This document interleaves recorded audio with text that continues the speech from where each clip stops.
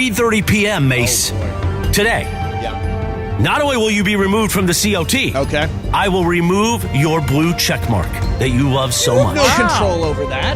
With that, Mason and Ireland, your Wednesday afternoon right now. Good afternoon. Good afternoon. It's good afternoon for you, apparently, Mace. Yeah, why's that? Because you kicked Morales out of the That's the Mafia. first thing You're I going to did. lose your blue check mark. Yeah, There's a I whole bunch didn't of think stuff. he'd have time to put it in the production for the show, like He's the quick like rejoin. that. He immediately got in there. You know what I don't want is I don't want Morales in there talking about Reddit and all the garbage, and I don't want mean stuff in the Mafia. I don't want any of that stuff. And Morales is the ringleader, Ireland. I just decided, boot him. You know what I'm having trouble understanding is you and I are going into the Radio Hall of Fame in February. Yes. I'm dreading it. I really don't want to go. Yeah, I'm I can't wait, and I've got front row seats. Right. And they said, who do you guys want to present you? And I said to Pete Arbogast, Pete, look, you do it. You know who we are, blah, blah, blah. If Mason wants somebody, he can pick somebody, but I really don't care. And then you choose Chris Morales. The same person you just threw out of the Mason and Ireland Mafia. Yes. What is going on with you two? Okay, so here's the story as best that I can tell. Morales, the reason why I thought he would be a good person to present us at the Hall of Fame thing was that, his dad was in the business. He understands the history of radio. He's a radio guy, all that kind of stuff. And I thought he could put us into some kind of historical perspective. Now, I can't even leave him in the Mafia without him Correct. causing trouble. And on top of that, you know he doesn't like the show. So and he loves to antagonize you. Yes. So of all the people that you could have picked, I would argue that might possibly be the worst possible. This is the Tyler Whitman fantasy draft of choices for Chris Morales. It's like drafting Jahmyr Gibbs. You would have been better off picking, Briones, and he's a Niner fan. Yeah. But at least he likes us. Did we put that in writing? Has there been a contractual agreement between Morales and the Southern California sports people to actually do the presentation? I think now that you've had the guts to kick him out of the Mafia, you should pick somebody who actually likes us to present us for the Hall of Fame. But why? Yeah, you absolutely should. But why did you even kick him out? Like, if he caused he was stirring something up. Why didn't you just say something? You just went straight to booting. Oh, wait a minute. So when you tell Morales something, he's going to follow I'm what just you saying, tell him, there's or is he going protocols to to? things. Yeah, this was the protocol. But went just straight to booting. You're being a jerk, and you're out. Right. All right. You're going to do that to everybody? If you are a jerk, yes. All I don't right. want jerks. I don't want jerks. And I don't want between the community, all that garbage. I don't want any of that stuff. Everybody's got their own thing going on. Good. I don't want Morales and ours. If I would imagine, I am in the circle of trust right now, and I did tweet inside the circle of trust this morning. Yeah, not for long. That's not going to last long. Well, that's all right. I mean, I can live, I can survive without it, but yeah. What'd you post? Were you just saying hi? What did I In post? the circle of trust, yeah. You just go, hi. No, somebody tweeted. I think it was one of the Crypto Ray tweeted something like Mason and Ireland missed the 7-Eleven broadcast, and I said, "Don't worry, next week we're at an Arco in Palmdale." Are we at an Arco in Palmdale? No, we will It's not. a good bit. It is a good bit. It's a good bit. It's a good bit. Arco's charging $6.60 for a gallon. It's terrible. Yeah, I know it's rough. I spent a lot of money filling up. Ireland, you drive a gigantic car. You must be spending a fortune on Yeah, and it gas. costs over $100 to fill the tank now. Yeah, it took me $77 to fill my little I moderate. got gas today. It was $6.37 a gallon. My God. In Idaho, it was $3. Yeah, that's why I keep saying suspend the gas tax. Let's go. Let's make this more affordable for people. I have a 10-gallon tank, and I have to spend $65. So Fill you it have a hybrid. Yeah, I have a hybrid. 10 Okay. gallons. That's it. Not very much. How far does your car go with the electric part? 400. It's 400. It goes 400 miles. 400 miles. Yeah. Well, that's good. That's good. You don't have to fill it up very Yeah, often. but it's a piece of garbage Prius. I'm This not segment happy with brought to you by Prius. by Prius. Yeah, they're going to be. Not knock Toyota. Yeah, Toyota's as a the- Lakers we love I have Toyota. nothing bad to say about makes it Toyota. easy. I love Toyota. There you go. No. Not the Prius. No, not the Toyota is. The Prius is a That Toyota. is a Toyota. I don't like that one style of car from Toyota. Everyone else is Bite fine. your tongue. Keep it to yourself. Yeah, keep that to yourself. All right, so Ireland, you've waved the white flag. You think it's over. You think the Dodgers roll over, play dead tonight in Arizona. Is that what you're saying? Over under on the amount of home runs Lance Lynn gives up. I set it at 4. What do you guys think? I will take the under. Okay. I think it feels like a 3 home run night. What do you say, Bergman? How many home runs does Lance Lynn give up? Well, it depends. How many batters does he face? Oh, that's a Good question. How long does he last? Yes, that's a good question. If he only lasts 2 batters, it's 2. If he lasts 10 batters, it's 10. And, tonight there are going to be runs scored. Because this by the Diamondbacks, yeah. no, they are throwing a guy named Brandon Pfaadt, who's a rookie who just got lit up in the last round. He did. Bring it on, Fat. Yeah, Pfaadt. I think it's Fott. We're going to call him Pfaadt. All right, Fat. P-F-A-A-T-D-T. How do you spell it? P-F-A-A-D-T. Yeah, if that was my last name, I would not pronounce it Fat. Hey, Fat. So we got hope. There's a Foddet. hockey player, Foddet. and his name is spelled S-A-T-A-N. And not surprisingly, it is pronounced Satan. Jeton. Miroslav Jeton. Did anybody watch that new kid, Bedard, last night play hockey? I saw the highlights. Yeah. He had an assist. Yeah. They won. Chicago won. Yeah. By the way, here's Fat. Ready? This season. Here's Fat. This season. Foddet. Went 3-9 with a 5.72 ERA. Come on. We're going to hit him. What was Lance Lynn's ERA? Lance Lynn, 44 home runs. That's it. 44 home runs. In the postseason, we've actually got 27 postseason appearances for Lance Lynn.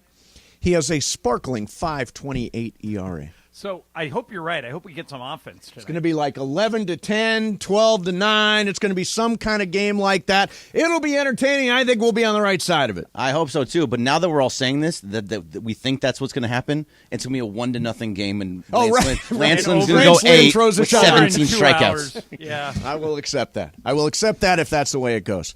The series, and Dave Roberts, for whatever reason, didn't go over to the team practice at the stadium in Arizona. Today. I'm curious if you guys think that's something or nothing. I think it's something. So apparently the workout was optional to everybody. Right.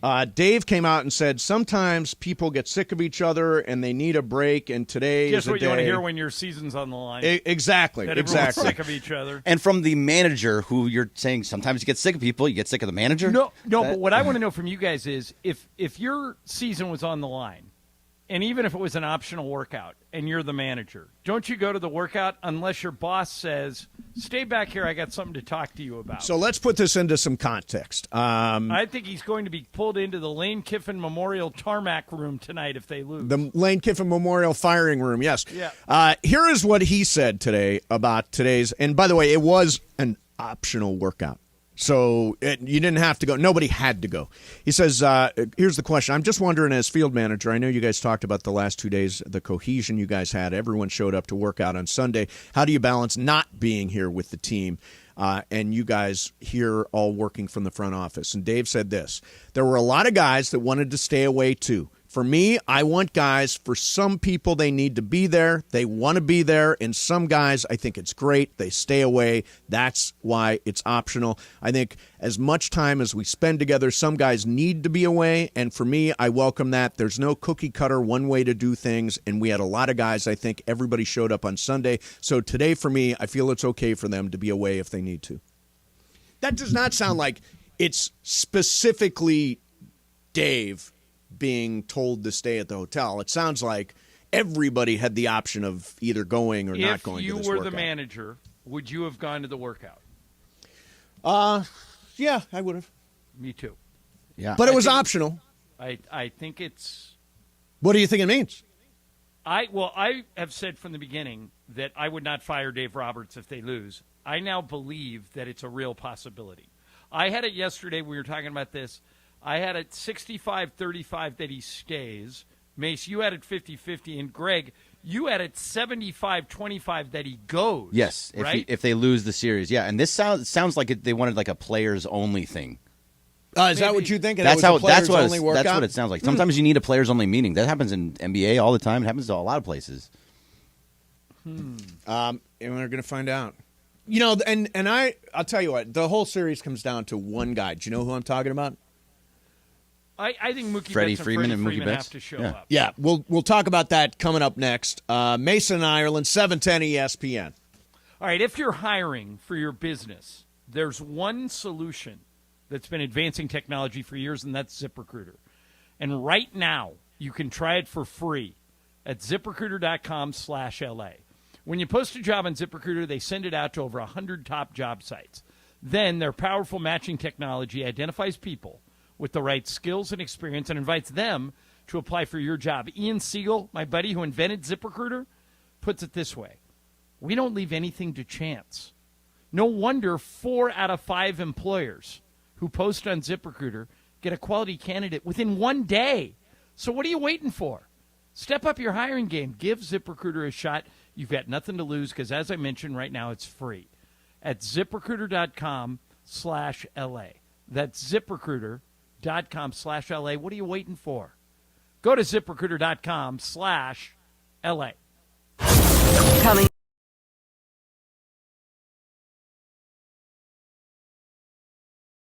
The return of $1 Million Mondays. $1 Million Mondays. Your chance to win $1 million from 710 ESPN. Listen every Monday this football season for your chance at $1 million. $1 Million Mondays. Presented by Hollywood Park Casino. Eat, drink, play. Listen every Monday to 710 ESPN. When you hear the cue to call, be caller number 7. Give us your Super Bowl prediction, both teams and the final score, and you could be winning $1 million this football season on LA's $1 Million Mega Sports Station, 710 ESPN.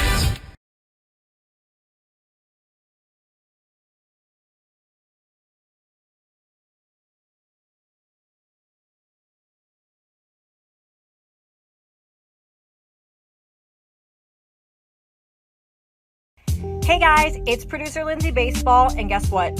Thursday Night Football has a brand new home, and it's the 909 Sports Bar at Yamava Resort and Casino. Join me and the 710 Fun Games Department every Thursday night for a party. I will be giving away $1,000 cash every Thursday night. So this Thursday from 4 to 7 at the 909 Sports Bar, win cash and watch football with me, producer Lindsay Baseball. Or maybe they should call me Lindsay Football. See you there.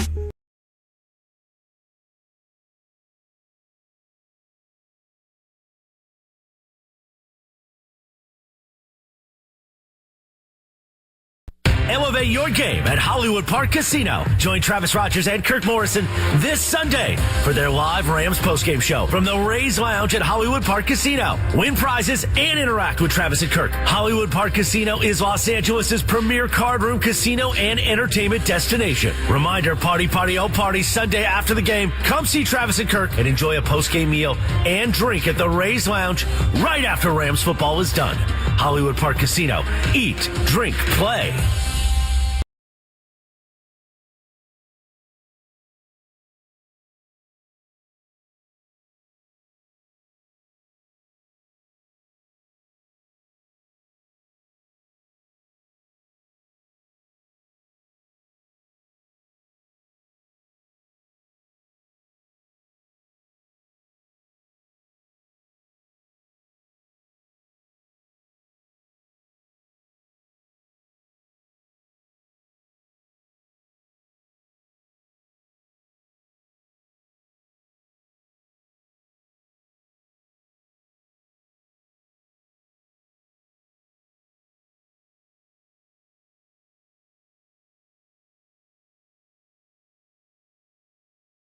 Hours for me to be back in the Mafia.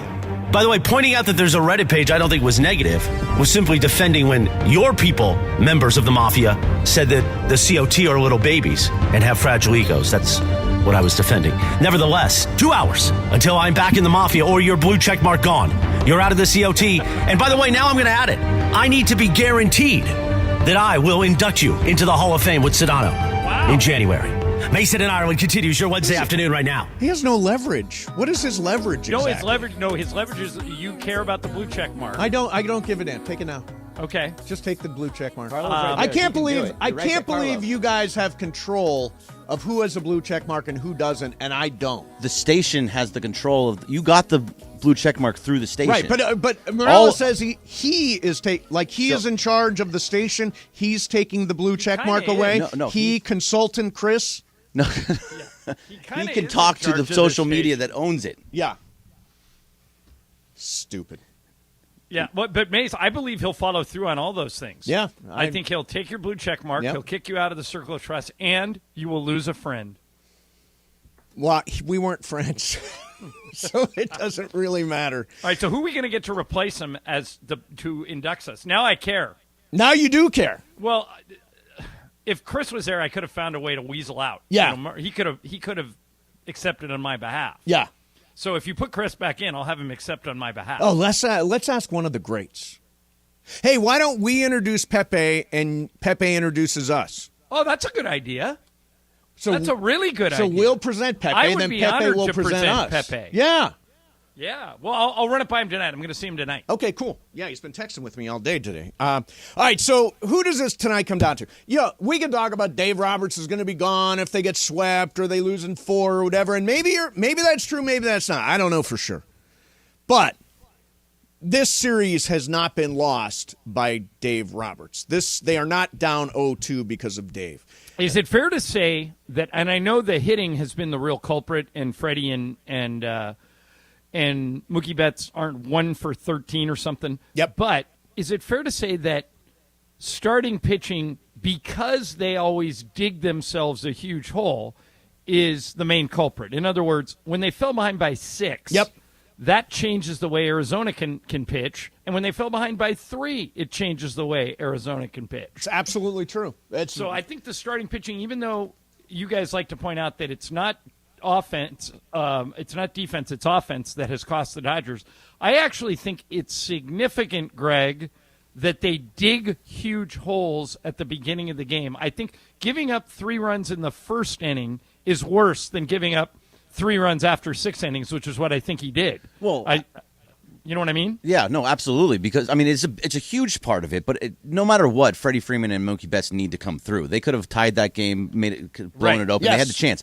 But you're right, John, because Merrill Kelly coming in with a 6-0 lead changes his whole totally how comfortable, how totally he pitches. relaxed. Right. Yeah. Back when I was a little leaguer, when I was a 2-pitch little leaguer, if my team staked me 6 runs in the first inning, I just threw nothing but strikes.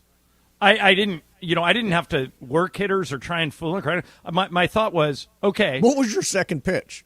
I only know how to throw a fastball and a curveball. That's it. You did have a curve. Was it a like curve? a public enemy number 1? 12-6? What I found was that curve?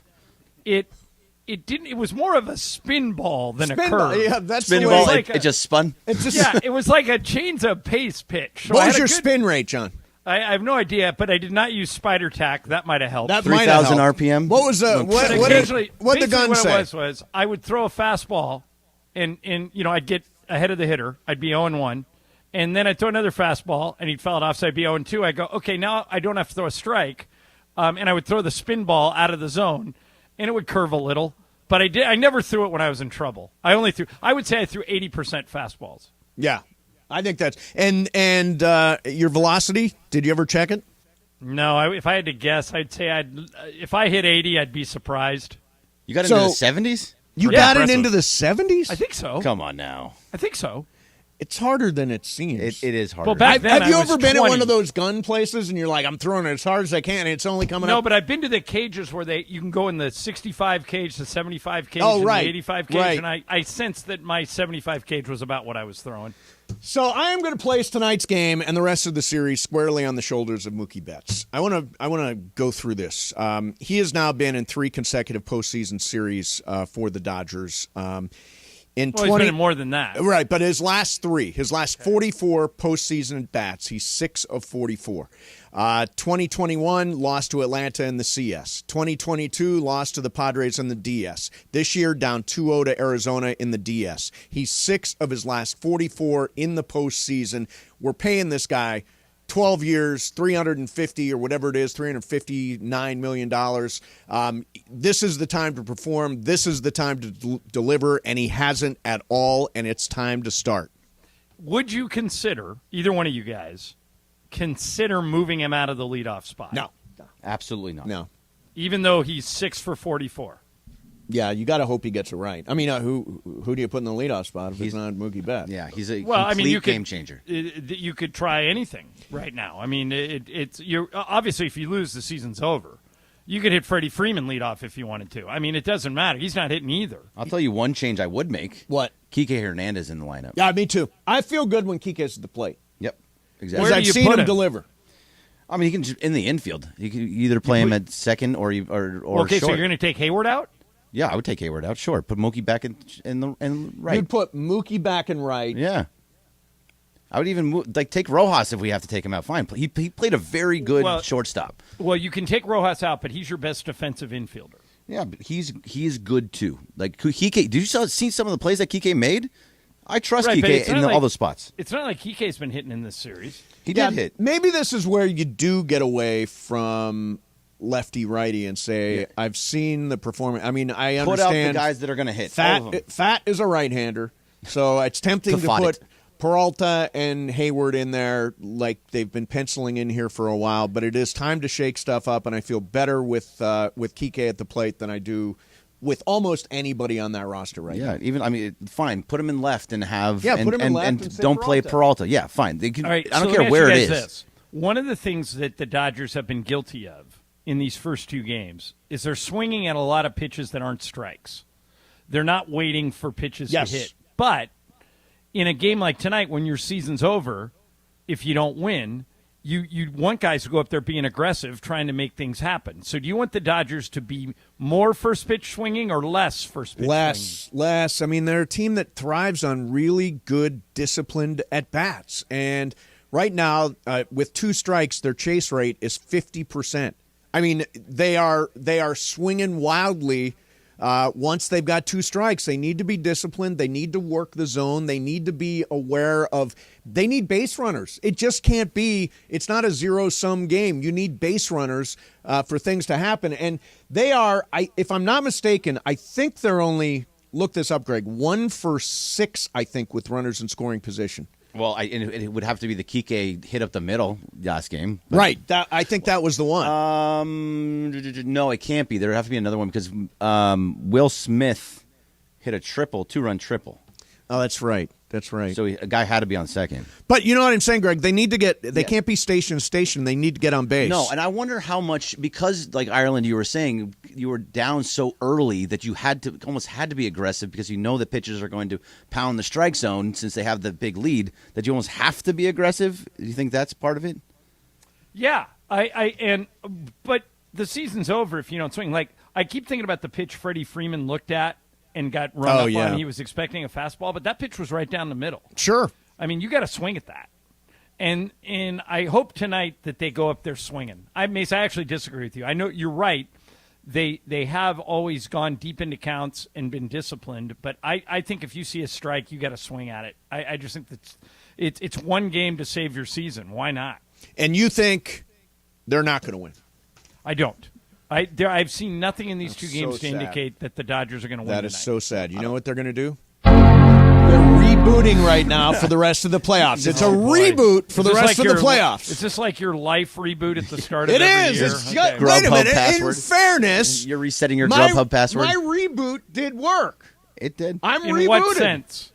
I put on. You guys were laughing at me when I said I was 34 pants. I'm size 34 pants. I'm wearing them today. What's your waist size? 34. Are you 34, Bergman? Are you 34? I'm probably down to a 32. So now. I caught up to you guys. I used to weigh 220 pounds. What do you weigh now? 187. Wow. So what I don't I'm know talking if about. I weighed myself today. I'm at 182. I don't know if I can live in a world where I weigh more than you. I'm not going any lower. Okay. That's it. I'm always going to be 185 to 190. That's as thin as I ever want to be. Although they say in L.A. you can't be too thin or too rich. Well, I agree with the second part. Yeah, for sure you agree with the second part. All right, we got Sean McVey coming up. All right, we're going to spin the wheel of questions. Then we got Coach Sean McVey with us. Mason in Ireland, 710 ESPN. You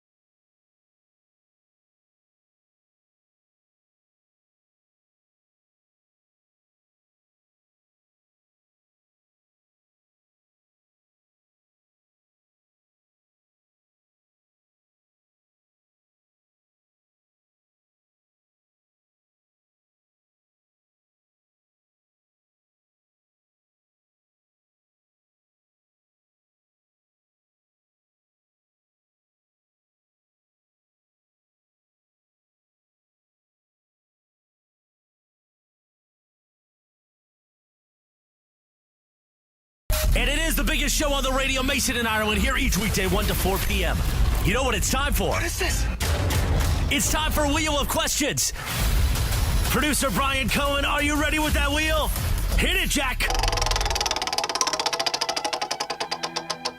All right, this is interesting. So it's Halloween season. A lot of slasher movies will come out during the course of this month. I got a question that sort of relates to that. Michael Myers from Halloween, Freddy Krueger from Nightmare on Elm Street, Jason from Friday the 13th. Who would you have the best chance against?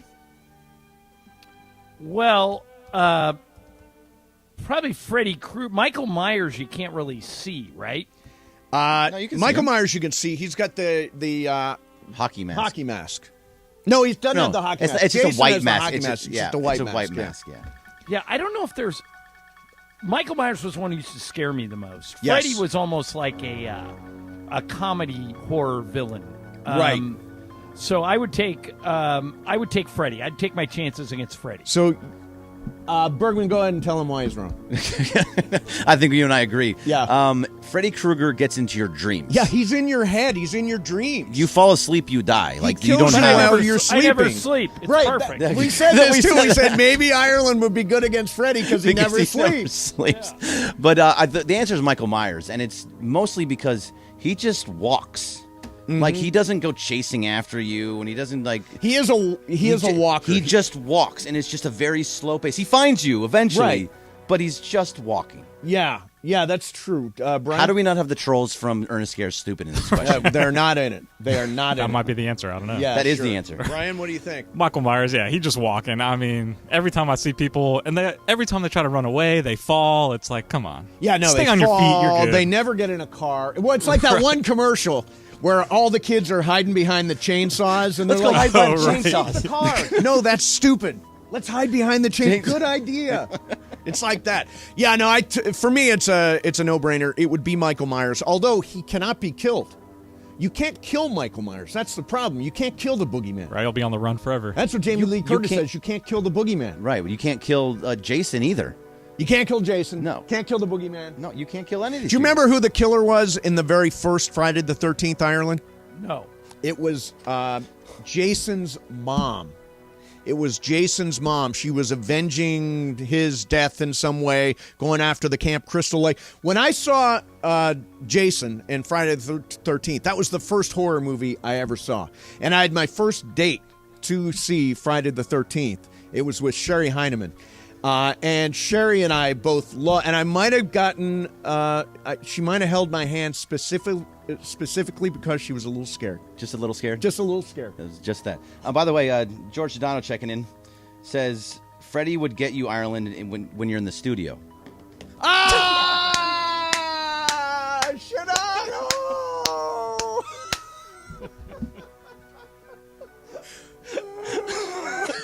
That's a good line. That's a good line. Way to go, George. Way to go, George. That's a good one. That's a good one. All right, we're expecting Coach Sean McVey here any minute, and we have got obviously Arizona coming in this week. The chance for the Rams to go 3-3. I've said all along, I thought if they can get to 3-3, they can be a playoff team. If you're 3-3, you only need to go 6-5 the rest of the way to wind up with 9 wins. I'm doing my math ahead of time, and I think I got it right. John, what do you say? I think the Rams are going to finish. You and I are right in the same ballpark. I think they're 9-8, 8-9. Yep. I think they're a very solid team, and they've just run into a couple of teams. Philadelphia is better than they are. San Francisco is better than they are. But other than, they play Dallas this year, right? Yes, they do. I think they can beat Dallas. I do. Well, I mean, Dallas is not. The Rams put up a better fight against the Niners than Dallas did. That's for sure. Right. The Rams were in that. The Rams were in that game against San Francisco. Dallas was never in that game. They got blown. They got their doors blown off from the jump. And if you think about it, 2 of the Rams' 3 losses are against undefeated teams. Right. And so I think they're beating. The one game that I think they should have won that they didn't was Cincinnati. Cincinnati, they should have found a way. But I remember we were talking about them tanking. Oh, for yeah. Caleb Williams. And they're better. They're in particular defensively. And you were at the game, Mace. Yes. they didn't give up a touchdown in the second half. No. And, it's not like Philadelphia blew them out. They just couldn't get any offense. And it looks like Puka Nacua and Cooper Kupp can completely coexist. Yeah, absolutely. They both put up really good numbers. And, and Tutu Atwell was the one that caught the touchdown because you got to worry about the other two guys so much. I think the Rams are going to be competitive. I think either 8-9 or 9-8. I think, I'm hoping for 9-8. I'm hoping for a playoff spot, and then what the hell? Who knows? Maybe you get lucky. Maybe you get on a roll, something like that. But it's going to matter what happens with the offensive line if they want to get to 9-8. With Colton Shelton, is it Coleman Shelton? Colton Shelton? What's the center's name that got hurt? It is whatever.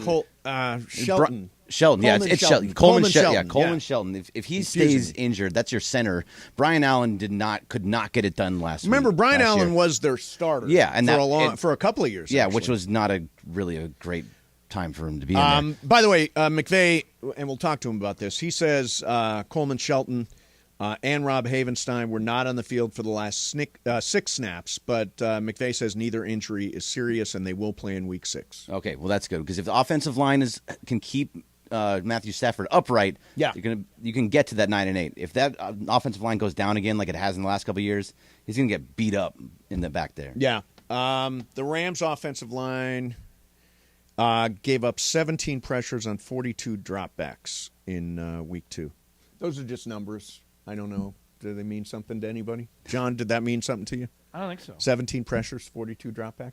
I will say this. Matthew Stafford has more dropbacks than any quarterback in the NFL.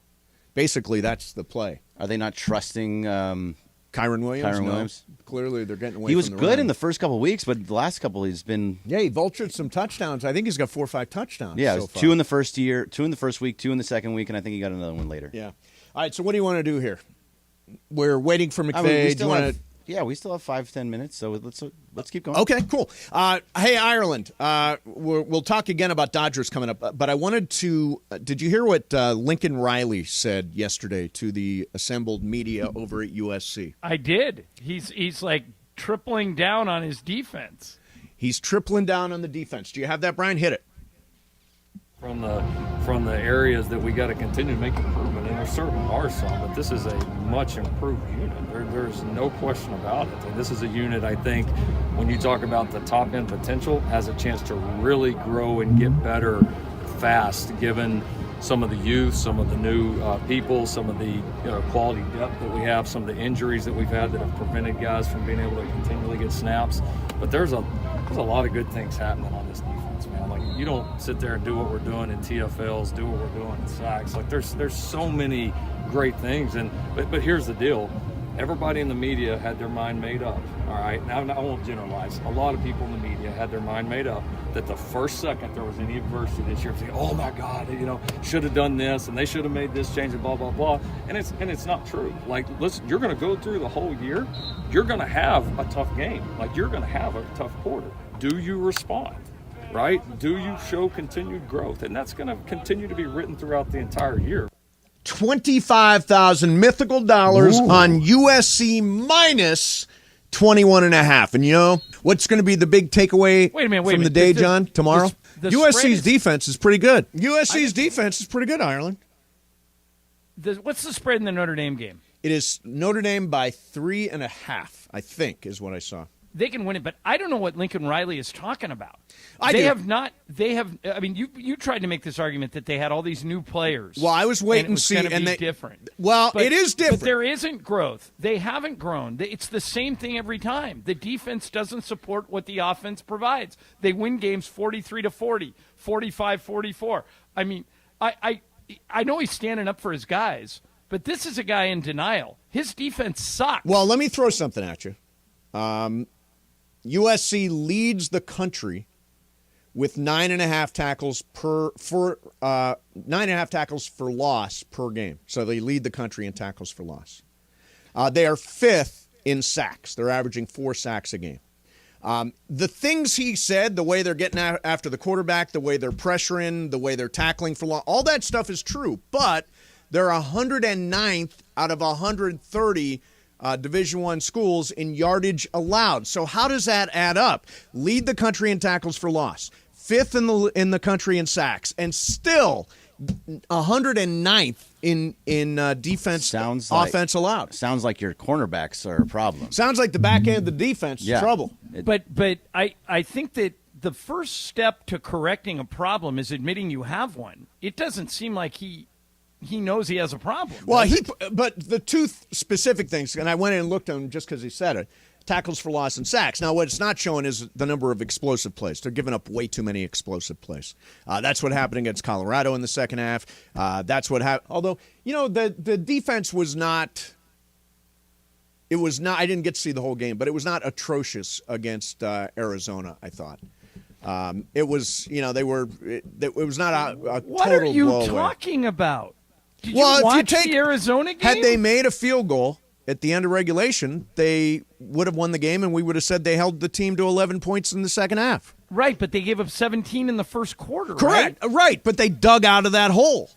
You're going to have to survive a game like that. You're going to have to survive a game where you fall behind. It's just reality. But it's like they have to survive that game every week. I mean, Colorado should have been a rout, and they let them come right back. Well, generally they play from ahead. This was a case where they played from behind. They played from ahead all year long. But anybody, including Lincoln Riley, that says USC's defense is good, you said it too, is not watching the games. They're not good. Yeah. I mean, ask any USC fan. I don't know what you guys are talking about. Right. No, I think. And joining us right now is the head coach of the Los Angeles Rams, Coach Sean McVey. Coach, how you doing, man? What's up? Good. How you guys doing? Everything is good, man. We're doing good, Coach. Hey, let me start with this. We were just talking about defense, and I thought your defense. I know the Eagles won the game, but not giving up a touchdown to that Eagles team in the second half, I thought was pretty impressive. Overall, I know you weren't happy that you lost, but overall, were you okay with the way your defense played on Sunday? They did a lot of good things. I thought we played really well in the red area. I thought Ahkello Witherspoon's turnover was a huge play, where it kept it as a one-possession game. And, ultimately we got to be better on third downs. Jalen Hurts a great player. He ended up making a handful of off-schedule plays where we got to be able to wrap up and tackle. But you give them their credit. But I thought the defense battled, and there was a lot of good things to take away, like you're saying. What do you think of this brotherly shove that Philly does? This where they all get behind Jalen. It happened a couple of times in this game. Do you think that should be a legal play?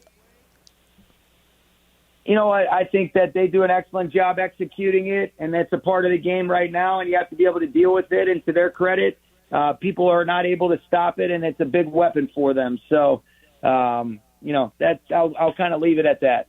Well, Sean, let me ask wait. Do you think it should be a legal play? Do you think the competition committee should look at it? No, you know what? I think they'll decide that. That stuff is it's not for me to worry about. My job is to handle the things that are part of the game, and that's a part of it. And we got to do a better job of figuring out how to stop it. And to their credit, they do an unbelievable job with the execution and the details and the coaching, and it's really impressive to watch. Is that a play, Sean, that other teams practice, or is it unique to the Eagles in the sense they got a quarterback who can squat 600 pounds? They might have the biggest line in the NFC. Is that play even in your playbook? Can you call that if you want to? Yeah, but it doesn't look anywhere close to that. We tried something similar against Seattle, and that's the reason why we had to go for it on fourth down. We tried it on second down, missed the keeper on third down, and then ended up going for it on fourth down. But here's what I would say. It's very, very difficult to simulate those types of situations and settings because of the way that this game is played throughout the course of the season and some of the limitations in regards to how you can practice to keep guys fresh and ready to go. And it's an advantage because of their execution and their details. So, I could sit here and complain about it, but that doesn't do us any good because it is a part of the game right now. If they choose to take it out, they choose to take it out. But to Philly's credit, they make it work, and it's a big weapon for them. And, kudos to those guys. So we got to see Cooper Kupp and Puka Nacua on the field at the same time this past week against Philly. How, in your mind, did that go? How do the pieces fit? Is there a learning curve even for you for how to use those two guys together on the field? I thought they both did a nice job. I thought it was a really weird game. Philly possessed the ball for such a long period of time. There wasn't many opportunities. The margin for error was really small. I mean, they really shortened the game with the amount of possessions. I mean, we had 3 possessions in the first half, and You end up having 5 in the second half, but it really didn't feel like that because of, the last couple possessions were, when you're in some of the 2-minute mode. And so the game wasn't able to really unfold in a way that's reflective of to be able to get into a rhythm and a routine offensively. I think that's a credit to Philly and some of the things they were able to do. But I did think that it was great to be able to get Cooper back out there. And, and we'll continue to do a good job of figuring out how to utilize all of our players, not exclusively those two. Sean, here come the Arizona Cardinals, and a lot of people thought at the beginning of the season that this team might be tanking, and they clearly aren't. They've been in every game. They stuck it to Dallas. They don't have Kyler Murray yet, but it seems like Josh Dobbs has given him some good quarterback play. How do you get ready for a Cardinals team like that? You got to study the film, go about your normal process and rhythm and routine the same way and know that everything you said is the truth. There's an excellent team. They're really well coached. Jonathan Gannon's done a great job. You can see they're sound in all 3 phases. They play really hard. They play for one another, and it's going to be a great challenge, and we're excited about the opportunity to go toe-to-toe and see if we can come away with the result we're hunting up. People talk about Caleb Williams is a phenomenal quarterback at USC, probably the number 1 pick in the draft. People talk about tanking. Do you believe in tanking as a concept in the league? No, not if you have any competitiveness about you at all. It's basically it almost sickens me to even think about that. So it's not even something that I think as a competitor and as somebody that goes about and has such tremendous respect for what this game entails and the competitiveness of this league. I don't think any coach or player would ever tell you, and if somebody does do that, they don't belong in this league. Sean, last thing for me, you've now played the 2, at least so far, best teams in the NFC. You've played the Eagles and you've played the Niners. Who impressed you more? I mean, obviously they both were able to get a win against you, but those are 2 teams that everybody's talking about. What jumped out at you about the differences between maybe Philly and San Francisco? I think there's consistency where they're complete. They're complete in all 3 phases. They've got great personnel. They're really well coached. They play sound. They play complementary football. Their styles of play might be slightly different, but here's what you see. You see teams that control the clock. You see defenses that can get after the quarterback. They can smother you on, some of those known pass downs. They do an excellent job defending the run. They're really good and explosive, on all phases. And that's why both those teams are 5-0 and why they were in the NFC Championship last year.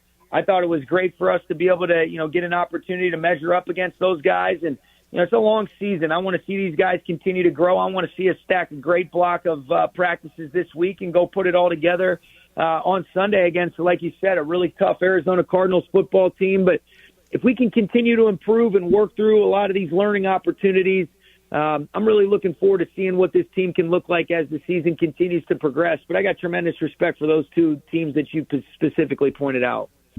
All right. Coach, thank you very much for coming on, man. We appreciate it. Be there Sunday at SoFi for the game. Thanks for coming on, and best of luck. Okay, thanks, guys. All right, there's Coach Sean McVey of the Los Angeles Rams, brought to you by Service Titan, the all-in-one solution that connects your entire HVAC, electrical, and plumbing operations on a single software platform, helping make the combination we love every Rams season. Coach Sean McVey with Mason and Ireland every week. All right, so 2 o'clock call of the daytime.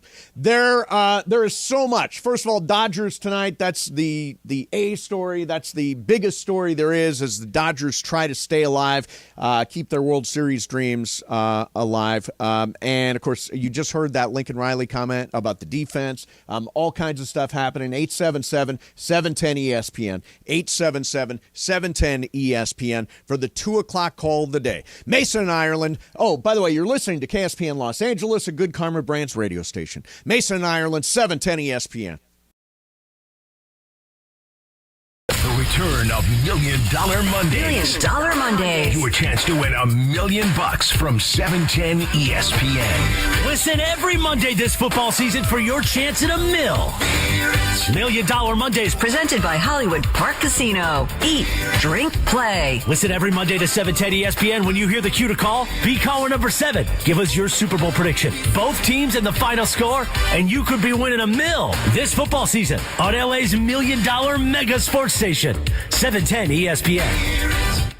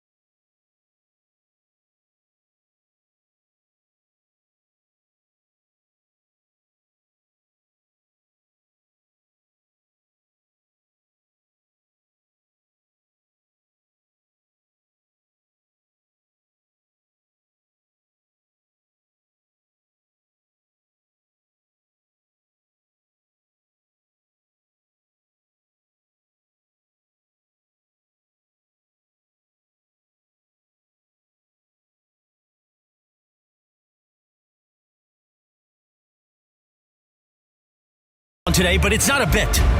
It's turned into a battle.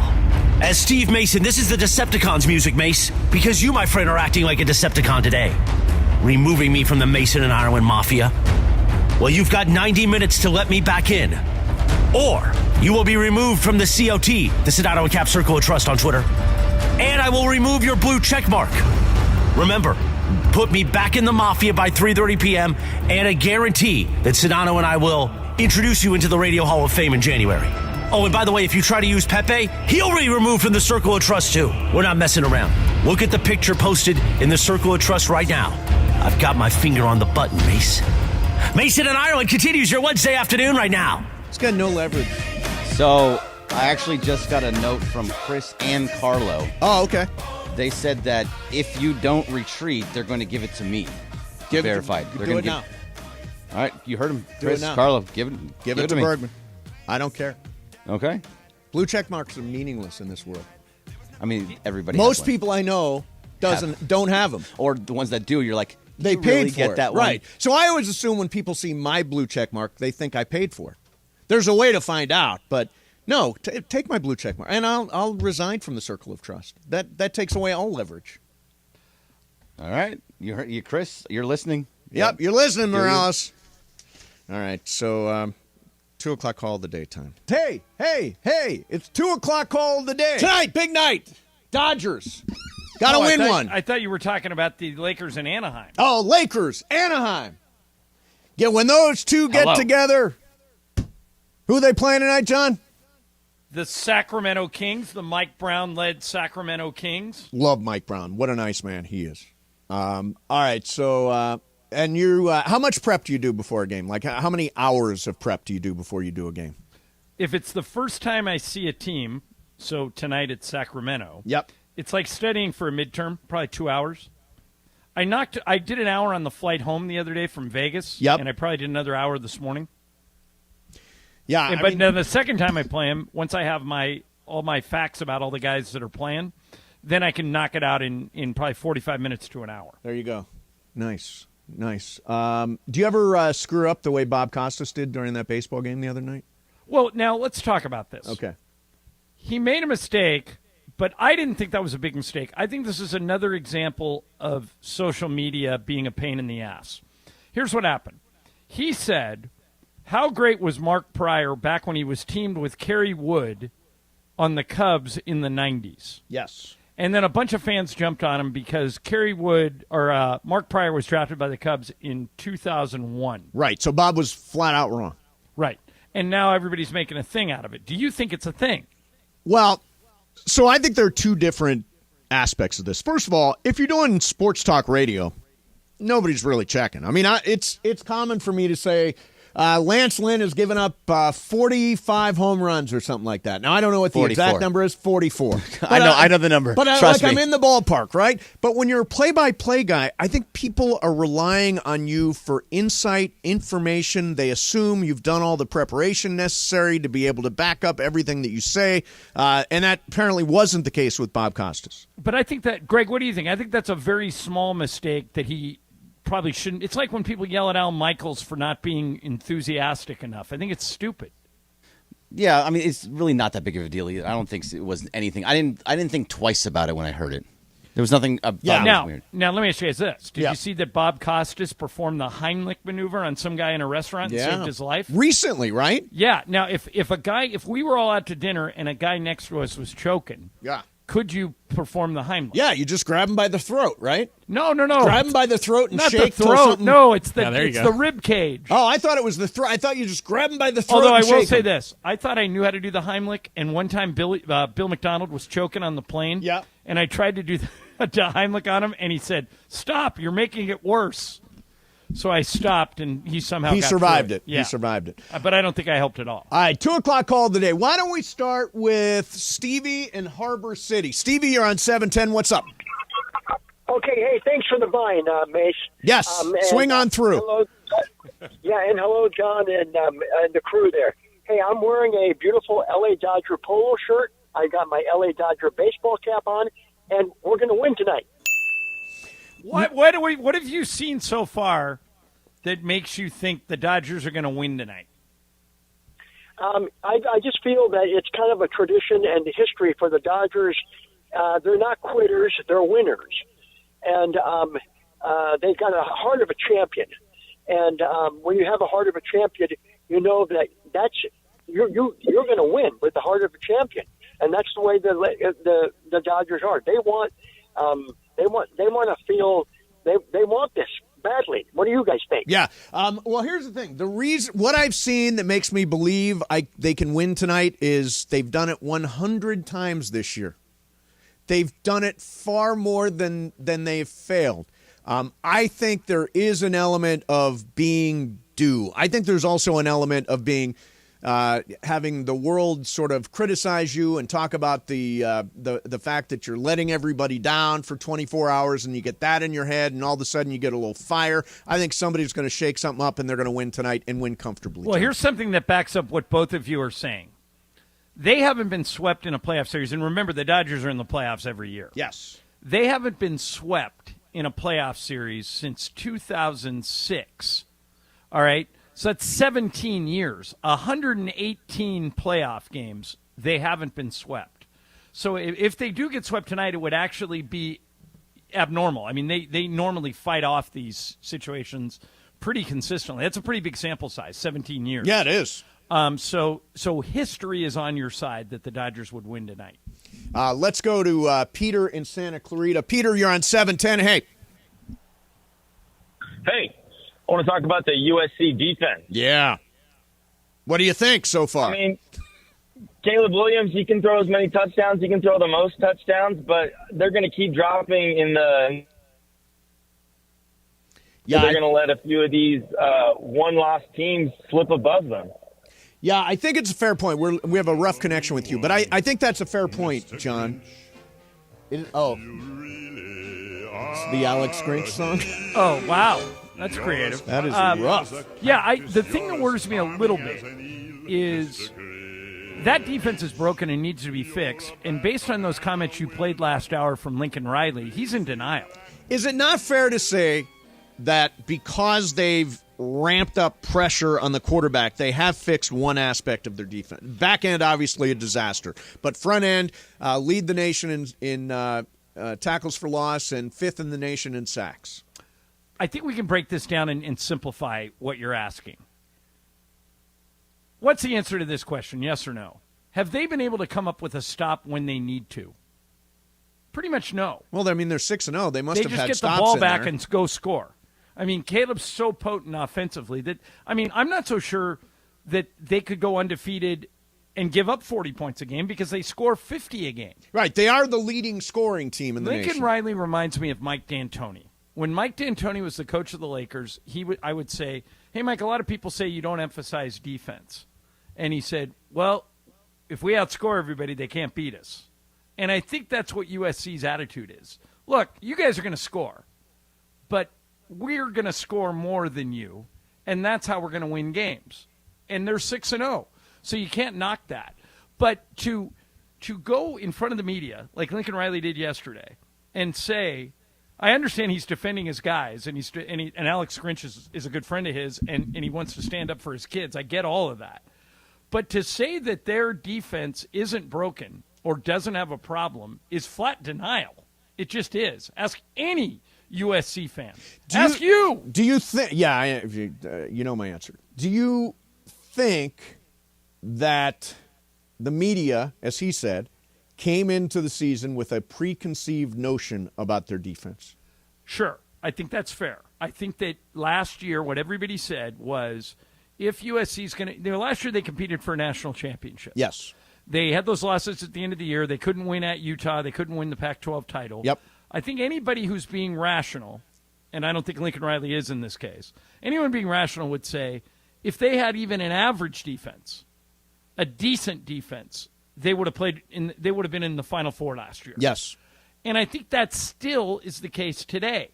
The reason they keep dropping in the standings, to the caller's point, was that everybody that watches them thinks they haven't fixed the defense. So going back to your question, did everybody have a preconceived notion and the first time the defense screwed up, they just pivoted to it? Sure. But that doesn't change the fact that they haven't fixed the defense. They just gave up 40 points to Arizona. Arizona, Mace. Yeah, I know. It's hard to take. I mean, as a Trojan fan, it's hard to take. Obviously, that game was I was a nervous wreck by the end of that thing. Overtime. I mean, overtime's cool when it's somebody else's school. It's not cool when it's your team. It's just like you're on the... Well, I will say this. This should make you feel better. Yeah. As long as you have Caleb, I don't care how many points you give up, you have a chance to win. Yeah, I agree. You could give up 50 points and win. By the way, who do you think is going to win Saturday, Washington or Oregon? It's at Washington. I think Oregon. Who do you think, Oregon? Yeah. I agree. Oregon's going to win that game. I think Oregon's really good. All right, coming up next for you, time to make some Survivor picks. Survivor picks for this week. Plus, we're, by the way, all of us, Brian, Bergman, Mace, me, Trav, Sliwa. My mom. My mom. We started with 130. Yep. We're down to 35. And everyone at the station, except not stepdad Leo, is still alive. Yep. Old not stepdad Leo can't hang with the big boys. Like 30% of the surviving 35 are employed by us. That's because we know what we're doing. Oh, yeah. We're the professionals. You kidding me? Also, I think I know who I'm going to take, too. Also, if you buy tickets to a concert at a particular venue, is it fair to expect that you'll get both the act and the venue? I'll explain that coming up next, too. Mason and Ireland, 710 ESPN. The most followed. Hey guys, it's producer Lindsay Baseball, and guess what? Thursday Night Football has a brand new home, and it's the 909 Sports Bar at Yamava Resort and Casino. Join me and the 710 Fun Games Department every Thursday night for a party. I will be giving away $1,000 cash every Thursday night. So, this Thursday from 4 to 7 at the 909 Sports Bar, win cash and watch football with me, producer Lindsay Baseball. Or maybe they should call me Lindsay Football. See you there.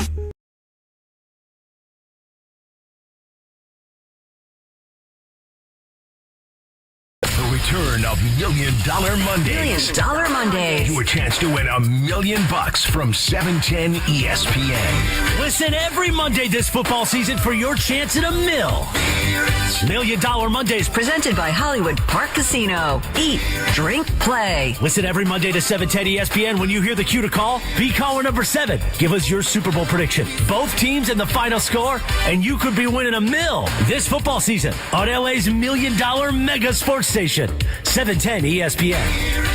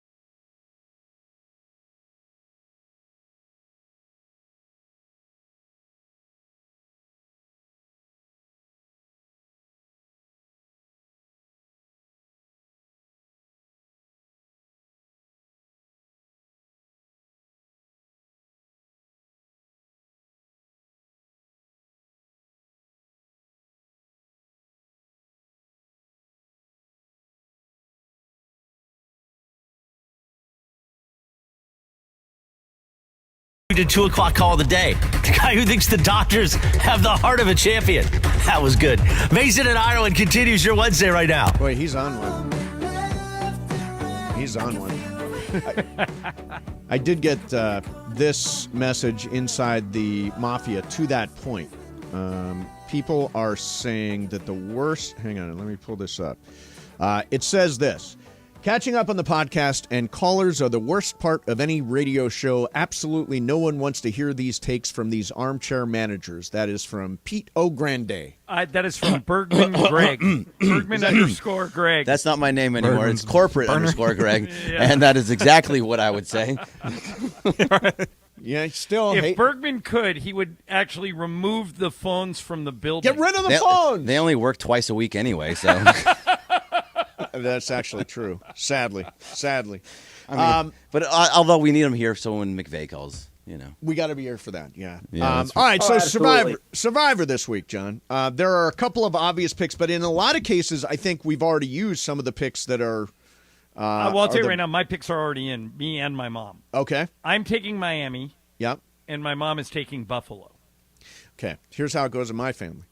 My mom's taking Miami, and I'm taking Buffalo. Okay. So I try to never take the same pick as my Me mom too. because I don't want us to go out at the same But time. in this case, we had to because my mom has already taken Miami. Oh, okay, got it. So she had to go Buffalo. Bergman, do you know who you're going to go? I was going to take Buffalo. It fits right into my system. Explain your system. Okay, so it's a double-digit home favorite against a non-division opponent. Well, you also have no Daniel Jones. Well, and also that team is terrible. Right. Yeah, I mean, that team is... Even with Daniel Jones, they By are the way, god-awful. who right now, who is the worst team in the NFL? It's either the Bears, the Broncos, the Giants, or the Jets. It's the Giants. Probably Giants, yeah. I think it's the Giants. I think it's the Broncos. Broncos they put up lost, points, for sure. though. They put up points. Their defense sucks, but they put up points. So, like, they're and also Russell Wilson is actually putting up fantasy numbers, too. By the way, the only winless team in the NFL is Carolina. They should get some votes here. Yeah, true. No, that's true. Yeah. Bryce Young is just with a rookie quarterback, so you kind of cut them a break. Yeah. But Fields can actually throw the ball. He's had 2 good games in a row, Mace. Yes, Fields has had 2 really big games. You know who's really good and flying under the radar is C.J. Stroud in Houston. Yeah. He looks really good. He is pass happy. He likes to throw it around. And Tank Dell, who has a concussion right now, it was playing really well until he got the concussion. Yeah. All right, so the other... Can I make an announcement first? Yeah, please. Since we haven't talked about it yet because there's too much stuff going on. Yep. Did you know that now, if you want to hear the Laker, John, how many times do you get asked, where can I hear the Laker game if I'm not in my car? This is big news, by the way. This is life-changing, what you're about to say. Yes. How many times do you get asked that question? Once a day at least. Easily once a day. Now you can hear it on the ESPN LA app. You can hear John and Michael directly into your ears for free. Just download the ESPN LA app, and you could hear the Lakers broadcast in your ears right away. All you have to do is click on the Laker box. Yeah, tab or whatever. Whatever the hell you call it. It's a box. Yeah, it's a square. It is a box. It is click a square. on the Lakers square. Yes, exactly. You click on the tile. That's the word I'm looking for. There Tile. Click on the tile. Lakers tile, and you can hear it immediately right there. It's going to be every single game right to your headset. There you go. Yeah, whoever pulled that off gets major kudos. Is that the manager of audio operations? Oh, yeah, the Mao got Mao, that done. did you do that? I mean, maybe it was Sam Pines, but I'm going to take credit for it. Take credit. I would. That's a big deal. Yeah, huge. I stepped in it within 75 miles. Our station owner, Sam Pines. I got an email from him this morning. Yesterday we had a conversation. I saw 2 dogs going through my neighborhood. One was wearing a skirt and one was wearing a suit, and I thought that was the stupidest thing I'd ever seen. Right. And dog clothes, terrible idea. I got this email from station owner Sam Pines earlier today. We had dinner last January. And this is what Sam wrote me yesterday. He said, I'm minding my own business, listening to the biggest show on the radio, and I heard Mace complaining about people putting their dogs in clothes. Normally, I would have thought nothing of it. Then I remembered the gift I bought him and Juan when I met them for dinner last year. Based on my Amazon results, it looks like this, and it is a little Rams hoodie for a dog. Now, did you ever, be honest, Mm-hmm. did you ever put it on one of your dogs? Never. Oh, come on. Never. I So did. you basically dismissed Sam's gift out of hand. Well, you know what they do? They drag it around the house. Like, I'll find the Rams Oh, jersey in the that's good. bedroom. I'll find it in the living room. Veronica will chase it. Veronica's still got that stupid cone on her head. Feels so From bad what? for that dog. I had some procedure, something that dogs have to have. I want to go into it. It's one of those dog things. All right. I didn't do the thing. So tonight, apparently Guns N' Roses is supposed to be playing where the Diamondbacks play. Correct. At Chase Field. Chase Field. And they announced, because the Diamondbacks forced, there is a Game 3, that Guns N' Roses is going to play somewhere else. And, John, if it was me, so Guns N' Roses is going to be at the Hollywood Bowl November 1st and 2nd. Okay? If for some reason that was blocked off and they moved Guns N' Roses to the Forum, I would say absolutely not. I want a refund. I paid for the Hollywood Bowl. I would too. To me, and what we're really getting at here is it's a little bit of a bait and switch. To me, and maybe I'm in the minority here, I'm curious what you guys think.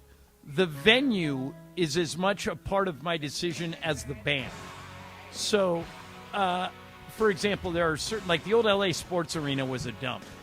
But Springsteen liked to play there for some reason. Well, he didn't like the corporateness of Staples Center at the time. Right. So after I saw him once at the LA Sports Arena, I said, okay, I'm out. I love Bruce, but I'm not going back to that sports arena. I just went to the Sphere, as I talked about, was the most amazing thing I've ever seen. I'd watch a bad show at the Sphere. But if I buy tickets to something at the Sphere and then they announce the next day, it's at the MGM or whatever. Right. I think that I should have. Now maybe they did. I don't know if they gave fans an option to get a refund or if they just said no, we're moving it to the Talking Stick Resort Arena is where I think they moved it to, which is across town. I don't like that. I think that's kind of a bait and switch. Yeah, I do too. I would not. By the way, I am going to go see Guns N' Roses at the Hollywood Bowl. That's an interesting place to see Guns N' Roses, isn't it? Yeah, but I love the Hollywood Bowl. Oh, it's great. I've never seen a bad show there. Yeah, I mean they're gonna rock that place. All right, so a lot of support for the Panthers as being atrocious, and how could you leave them out of the discussion of horrible teams? Ray Valdivia says Patriots are terrible too. Oh, that's true. They should be in there. They should be. I love rooting against Bill Belichick. All right, coming up next for you, John. This is. I feel that an opponent saying F you to the team they're playing should not be worthy of a fine. Do you know what I'm talking about? I do, but let's get into it. Okay, that's coming up next. Hey, did you know that not all personal injury attorneys will treat you the same? One primary example of that is if you're in an accident and you hire an attorney. Some major law firms may say your accident's too small, not worth the time, so they farm it out to a smaller, less experienced firm. Imagine if that's you. You think you're hiring one person, but you got somebody else handling your case. This is the reason why, if you're in an accident, you call Jacob. Every case is equally important to Jacob, and he won't hand off your case to somebody else. Let's face it. Who do you want dealing with the insurance company, Jacob or potentially somebody 3 months out of law school? Don't take the risk. If you're injured in an accident, call Jacob. Get the medical care you need and the compensation that you deserve. Because remember, a lot of attorneys say they'll fight for you. Call Jacob. He'll win for you. 844-24-JACOB. That's 844-24-JACOB. 844-24-JACOB. Or remember... Accident or injury, call Jacob and Ronnie. Call Jacob. CallJacob.com. And don't forget to follow Call Jacob on Instagram and on Facebook at call.jacob. Mason, Ireland, 710 ESPN. Hey guys, it's producer Lindsay Baseball, and guess what? Thursday Night Football has a brand new home, and it's the 909 Sports Bar at Yamava Resort and Casino. Join me and the 710 Fun Games Department every Thursday night for a party. I will be giving away $1,000 cash every Thursday night. So this Thursday from 4 to 7 at the 909 Sports Bar, win cash and watch football with me, producer Lindsay Baseball. Or maybe they should call me Lindsay Football. See you there.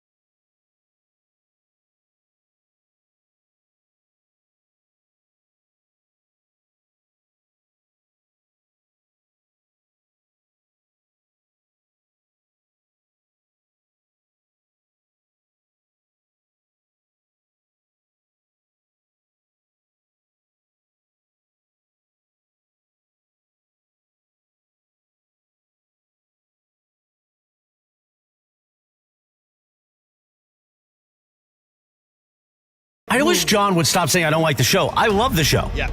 I mean, if Sedano and I didn't like the show, come on. We're bigger than U.S. Steel. 1 hour, Mace. 1 hour. TikTok. For me to be back in the Mafia. TikTok. By the way, pointing out that there's a Reddit page I don't think was negative, was simply defending when your people, members of the Mafia, said that the COT are little babies and have fragile egos. That's what I was defending. Yeah. Nevertheless, 1 hour, Mace, until I'm back in the Mafia or your blue check mark gone. You're out of the COT. I need to be guaranteed that I will induct you into the Hall of Fame with Sedano in January. Mason in Ireland continues your Wednesday afternoon right now. He's making so many demands. Is that the wrong well, tactic? you don't have to cave into any of them. I don't have to cave into any of them. Bergman, am I going to cave in? I don't know. I think you're not going to as of right now. As We moment. get closer to 3:30, you may cave. Yeah, I mean, I get a little... Okay, by the way, did you guys see the Dodger lineup? Oh, no. Did they put Kike in? They did, but not for Hayward. For Peralta? Nope. In left field? No? Nope. Rojas? Nope. For Outman is out. Outman is out. Yeah, here's the lineup. Really? Betts, Freeman, Martinez, Muncy, Smith, Hayward, Kike in center, Peralta, and Rojas. Wow. Outman is out. Yeah, he did have two pretty bad at-bats. He did drop that ball. Right. So Game Kike's one. going to play center, and Outman's going to be on the bench. Interesting. Wow, that's actually surprising. Well, Outman will be a valuable pinch hitting bat tonight. He could come up in a key situation because mostly the Diamondbacks are right-handers. They don't have a lot of left-handers in their on their pitching staff, so he could play a big role tonight off the bench as a pinch hitter. All right, we're getting you ready for that. Plus, John, Sunday night, George Kittle wore a T-shirt under his jersey that read F Dallas. Right. And spelled it out. Right. And he stuck it on his Instagram feed. Right. Now the NFL is talking about potentially fining George Kittle. What do you think? I wouldn't fine him, but I don't think what George Kittle did was smart. I like George Kittle, and I think the Niners are the best team in the league. But, again, why give the other team any bulletin board material? Why? I mean, F Dallas. What? I mean, already they've Micah Parsons has reacted to it and saying now it's personal, and why give them any material whatsoever? I think.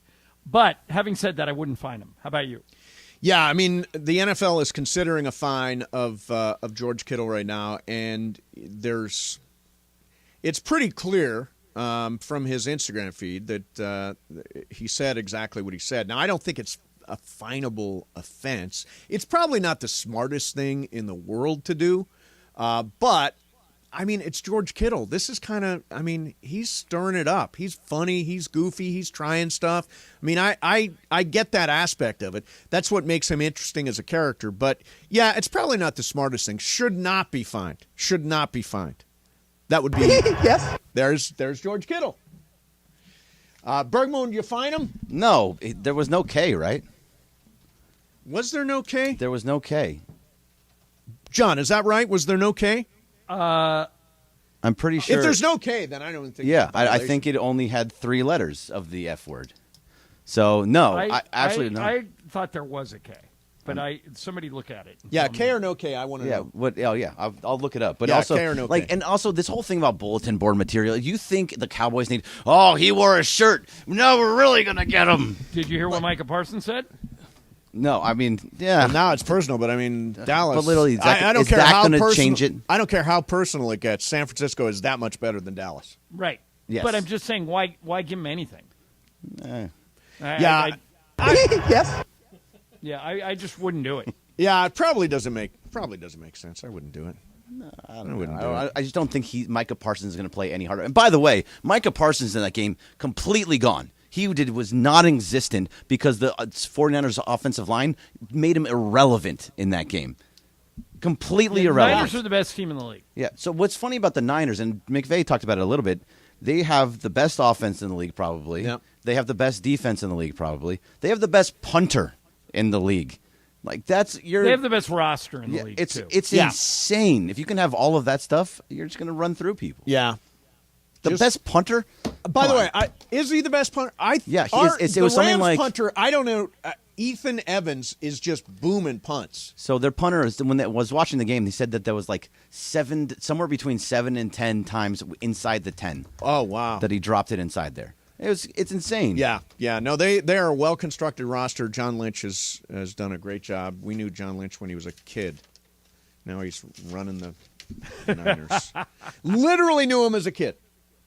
Like how you put your hand down so you know that he's small. Small, little, as a kid. In fact, the joke used to be, so I'm trying to think. So John Lynch, we used to work for. He owned the Mighty 690, if you know this story. And there was this joke that went around. John Lynch, the son, went to Torrey Pines High School. And there was a joke around that said, why is there no pool at Torrey Pines High School? And the answer was because John Lynch doesn't swim. Well, I think John can swim. He just wasn't on the swim team. On the swim or the team. water polo team. Exactly. Yeah. Exactly. All right. I just came across this note. This is like gigantic. The Colorado football program has just hit 1 million followers on Instagram. They are one of only 4 schools with 1 million followers on Instagram. Yeah, whatever they're paying Dion, it's not enough. Which schools do you think have 1 million or more on Instagram? Alabama. Colorado's 1. Alabama's 1. Georgia? Ohio State is 2. Yep, you're on it. Third one's tricky. Was it Ohio State or Georgia? It's Alabama and Ohio State. Okay. And then there's one more. One more. All right. I think it's going to be an SEC team. He says it's tricky. Oh, it is an SEC team. SEC team. I think it's Georgia. He said it's tricky. Georgia would be too obvious. Okay. But it's an SEC team. Well, if it's not Georgia, like a Texas A&M type thing, or I think LSU would have more than Texas A&M. Yeah, but is that too obvious? LSU? Which one? LSU. That's not tricky. Well, I thought you would normally tricky. go Georgia. I wouldn't have thought that it was LSU there. Yeah, okay. Isn't Brian Kelly there? Yeah, he's there. He's got a southern accent and everything. only when he wants to. I'd like to thank you for treating me and my family. I'm fixing to win on Saturday. And then I'm Brian Kelly. Now do Brian Kelly in Notre Dame. Family. And Brian Kelly in Notre Dame. Hi, I'm Brian Kelly. I'm Brian Kelly. We're going to win on Saturday. I'm Brian Kelly. We're going to win on Saturday. Oh, Brian. It's like remember when Madonna just randomly started speaking with a British accent? We call that accent, by the way, Europea. It's not quite British. It's not quite English. It's not quite American. It's like Europea is, I think, what it is. It's sort of British, but not quite. It's fake. And lots of very famous women in particular, get this accent. Like I think Paris Hilton has got the Europea accent. Fake. Madonna has the Europea accent. John, did you get that reference? Fake. That's Elaine. Yeah, that's Elaine. Yeah. Fake. I didn't get it. Of course you didn't the get it. The moaning, the screaming, the panting. I don't remember every episode of Seinfeld. Jerry gets all upset. He's like, really?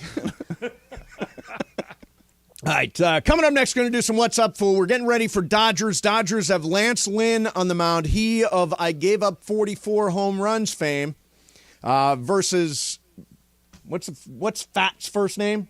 Brandon Fat. Fafat. Yeah. That's coming up for you. 6:07 is the first pitch. And, of course, we got Lakers basketball here for you. And, by the way, it's now officially on the app. All you got to do is download the ESPN LA app and click on the tile that says Lakers, and you will be able to hear John and Michael do the game. Brand new feature here at 710. All right, What's Up, Fools? Next, Mason, Ireland, 710 ESPN.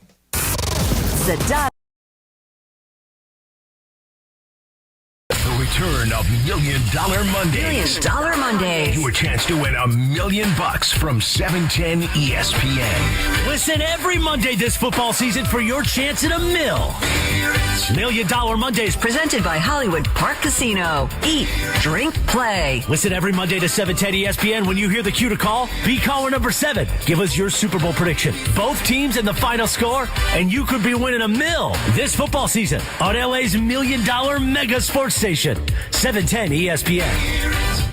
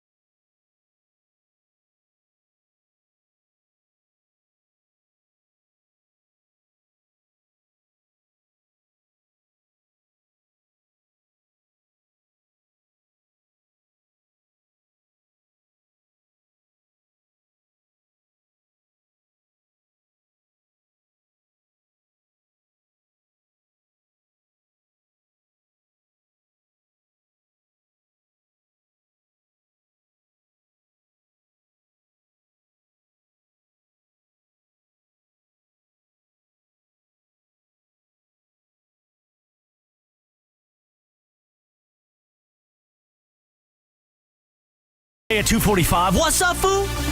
And we've been very excited that What's Up, Fool is made possible by our friends at Dos Hombres. In fact, we've got a special guest voice. Take it away, guest voice. What's Up, Fool is brought to you by Dos Hombres Mezcal. It's fate. It's friendship. It's mezcal. Dos Hombres. Look at that. How do I follow that? I don't. So I simply say, take it away, Corporate Greg. Thanks, Morales. All right, this question is mostly for Ireland. Sorry, Mace. You can make up something. I'm gonna go ahead and jump in. Okay. Yeah, I'm gonna jump in on this. I mean, something. when you hear the question, I would like for you to just make something up. Happy to do it. All right. So that's called Wednesday. It's not Tuesday, so it works. Yeah. All right. So John, the woman I am dating is getting into golf. Okay. Why are you putting your hands in the air? Like, why am I not asking you a question why are about you golf? not asking me about the woman you're dating? It's about golf. Oh, it's a golf question. Golf and women, two things Mason knows tons about.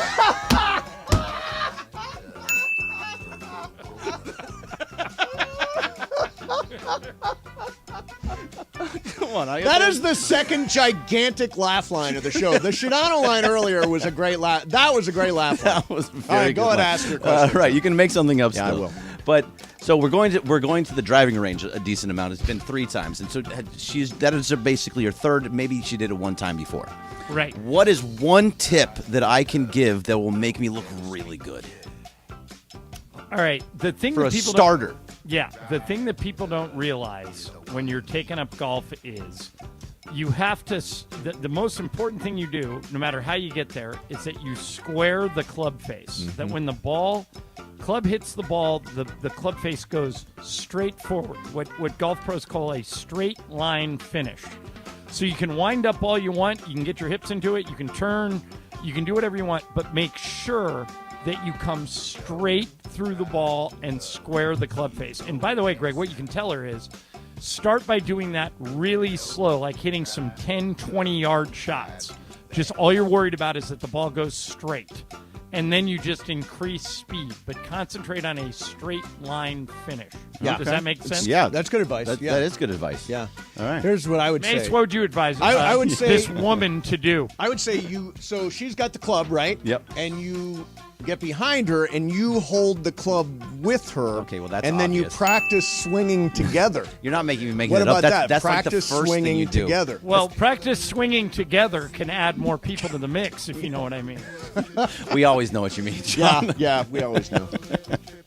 What's up, fool? All right, guys, sticking with the golf theme here for this good. one. Yeah, that's my specialty. I was in downtown Long Beach last night, and I walked by a place, Birdies and Brew. I don't know if you guys have heard of this. No. It's like a virtual golf thing, so each kind of table has, a giant sheet with the wall, and you swing golf balls in it, and Nice. it's like a beer place. Okay. Kind of similar to Top Golf, but a lot less, extreme to it. Right. Still game factors, but what's your guys' take on like the sports bar places like this? Because they're in the works of making a basketball one too. Making a like all Papa shot? Right. I like a good John, you would know better. Does that mean anything when you hit a ball into like a sheet? I think it's fun. Yeah. I think anytime you're working on a so Brian, what you're talking about is Tiger and Rory McIlroy are starting something called the TGL Golf League. Right. Like if you guys go to tglgolf.com, you can see about it. And basically it's what we're talking about. It's not at a golf course, it's at a, for example, they're building a place called SoFi Center. All right. And basically it's 250,000 square feet. It'll fit 2,000 fans on match nights. And it's a giant simulator that's 64 feet high. It's like a Top Golf, but they're going to have a league, and pro golfers are going to hit into these simulators. So Brian, they think, Tiger Woods and Rory McIlroy think, that this has a really big future. They're trying to monetize it. So it could become a thing. Go to that website, tglgolf.com, and take a look. I don't know if it's going to work, to be honest, but they've invested millions in it, and they're going to try it. Yeah, they're going to give it a shot. I think it's good. Laura just texted and said it's good to have sports and drinks on a date. So it seems like a really good spot. It's a good adult hangout. Right. I mean, I like bar games. I like darts and pool and all that stuff. It gives you something to do. It's a good way, especially if you're having trouble having a conversation, or if it gives you something to talk about, right? Because if you're talking all the time and you run out of things to talk about eventually, I don't even know what to talk about right now. If you have the sports and doing the things, you're talking about what you're doing. Yeah. Good throw. I will say, too, well struck. It was probably the most popular, most poppin' bar down there last night. Yeah, so then very popular. Okay, they got it going on. Good. That they do. What's up, Foo? All right, guys, today is the first round of voting for the 2024 Grammys. Opened a couple hours ago. And the first round is just used to determine the nominees, per se. I couldn't really think of anybody myself that I would nominate for this year. I don't know if you guys have any people that you would think deserve a Grammy at the 66 Grammy Awards. I didn't download a lot of new music this year. Mason, you're better at this than I am. I would say Miley Cyrus for Record of the Year, Song of the Year for Flowers, I think is the name of that song. I think that's a really, really big one at the Grammys. I'm trying to think who else released big albums this year. Rihanna. What was the song of the summer? So I was trying to think. I couldn't really think of any. There was a song of the summer. Was it only Flowers? Is that the only But that came one? out in February. Really? Yeah, it came out way, way early in the year. Taylor Swift didn't have a new album. Beyonce didn't have a new album. Beyonce's album was last Dragons year. didn't release anything this year, did No. they? Yeah, I don't know who's going to win. The only thing that came to my mind when I saw this earlier was maybe a couple of those tracks from the Barbie movie. Those are pretty big hits by themselves, but yeah, I didn't really think of any. Cardi B did one. Yeah, right? Meghan Trainor, I think, too, or Billie Eilish did one. What was I made for? Meghan Trainor songs are catchy and you can sing them a lot. She's all about that bass. It's all the same song. It's all the same beat. I bet you Drake gets nominated for a bunch of awards. He's got albums coming out all the time. Did he do? Kanye will go on stage and yell at somebody. Yeah. Is Kanye even be there? He's not really allowed there anymore, is he? I don't think he's so. prohibited He didn't get from being banned there. like He's Will not Smith banned. or It's not anything. Will Smith. By the way, who's apparently been separated for 7 years. Yeah, minor detail. Brutal. P.S. I thought that was always just open. I have no idea. I think it changes every few months. Yeah. Figure something out. What's up, Foo? All right, guys, I know there's been a hot topic on the turf and grass debate going on in the NFL, and people think that the turf is leading to injuries. Travis and Jason Kelce, their latest New Heights podcast, Jason Kelce said this verbatim, quote, "There's freaking pot farms right down the street from here growing mountains of effing pot. We can grow grass indoors. There's no excuse." Is this not the best rebuttal to people saying, "Oh, we can't have the grass because we can't grow it indoors"? It is an excellent rebuttal, and I will say this: at the NFL level, I mean, most colleges make a lot of money too, but at the NFL prints money. The fact that there's only 32 NFL teams, the fact that all of them don't have natural grass astounds me, because all the players want it, all the coaches want it. Anytime a guy gets his foot stuck in the turf and tears up a knee, we get this outcry. Mace, the NFL prints money. Again, why wouldn't all 32 teams be required to have grass? So part of this is there's been a debate about whether or not there's research to support that grass is better than turf. But that research has now come out. The National Library of Medicine says there is a 20% higher rate of foot and ankle injuries on artificial turf compared to natural grass. Now, that should get the NFL in gear. A 20% increase in foot and leg injuries on artificial turf means you're losing playing time from potentially some of the most exciting players in the league. So yeah, I think it's time. And what's the excuse for not doing it? Will it not grow inside? I don't understand grass. For example, what they do in Arizona, which is weird for me to say, but yeah, what they do in Arizona is the grass, and I know a couple other stadiums do this, but I know they do it for a fact at the Cardinals Stadium. The grass is on a tray, okay, right, and for the game. They slide the tray in from outside, and then when the game's over, they slide the tray back out so the grass can grow in the sun. But I'm with Jason Kelce. I think you could find a way to grow grass indoors. I think there has to be a way. Now, the Rams, SoFi's got turf, And it's semi-outdoors. Well, it's not. I guess it's not outdoors. There's a roof on it, but it's open on the sides. I don't know if grass would grow in there or not. I don't know. Do you think so? Yeah, they grow pot right next door, he says. Oh, yeah, you're right. It's if possible. they can grow the pot, they can grow the grass. Yeah, come on. Yeah, all right. What's up, Foo? All right, guys, I saw this zoo in China. I'm not going to try to pronounce the name, but a zoo in China allows animals to roam free, and the humans are in cages.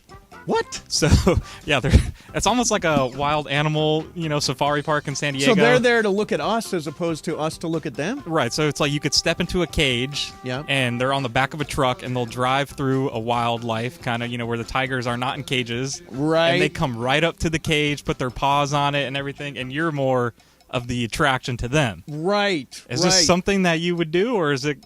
Don't want to put yourself in that situation. I would try it. I mean, seems like we went on Wild African Safari or something like that, where you drive through the park and. Well, they have that in San Diego. Yeah, right. Yeah. I've been to the one in San Diego, and the animals come right up to you and all that stuff. So it's kind of like that. Kind of, yes. But without being in a cage.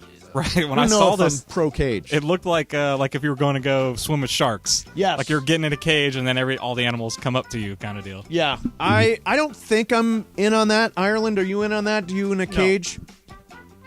No, I. By the way, this. Do you guys know what Lion Country Safari was way back in the day? Isn't this similar to that? Yeah, it's similar to that. Where's Lion Country Safari at? Where was it? Well, it was in Orange County, but they got rid of it. And there's one in San Diego, right? Yeah, it's like the Wild Animal Safari Park or something like that. So it's not a totally revolutionary idea, but the idea of climbing into a cage, I don't think I'm a fan of. Yeah, it looks kind of weird. If you look up a picture of it, it looks a little eerie. Yeah, that is weird. What's up, Foo?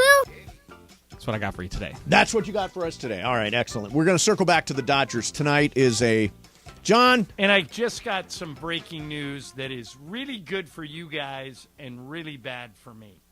Okay, So, I definitely want to hear that. Oh, and by the way, Beto says that Raiders use grass, UNLV uses turf, same stadium. Oh, interesting. They so switch it up. The Raiders do the tray thing where they slide it out and slide it back in. Yeah, clearly a way to do it. All right. I want to hear what you've got there, John. I want to hear what you got. Yeah, it sucks, but you'll Sucks like for it. you, but good for me? Yes. Exactly. Excellent. We'll do that coming up next. Something that sucks for John. Mason, Ireland, 710 ESPN. You never have. The return of $1 Million Mondays. $1 Million Mondays. Your chance to win $1 million from 710 ESPN. Listen every Monday this football season for your chance at $1 million. $1 Million Mondays Presented by Hollywood Park Casino. Eat, drink, play. Listen every Monday to 710 ESPN. When you hear the cue to call, be caller number 7. Give us your Super Bowl prediction. Both teams and the final score, and you could be winning $1 million this football season on LA's $1 Million Mega Sports Station, 710 ESPN.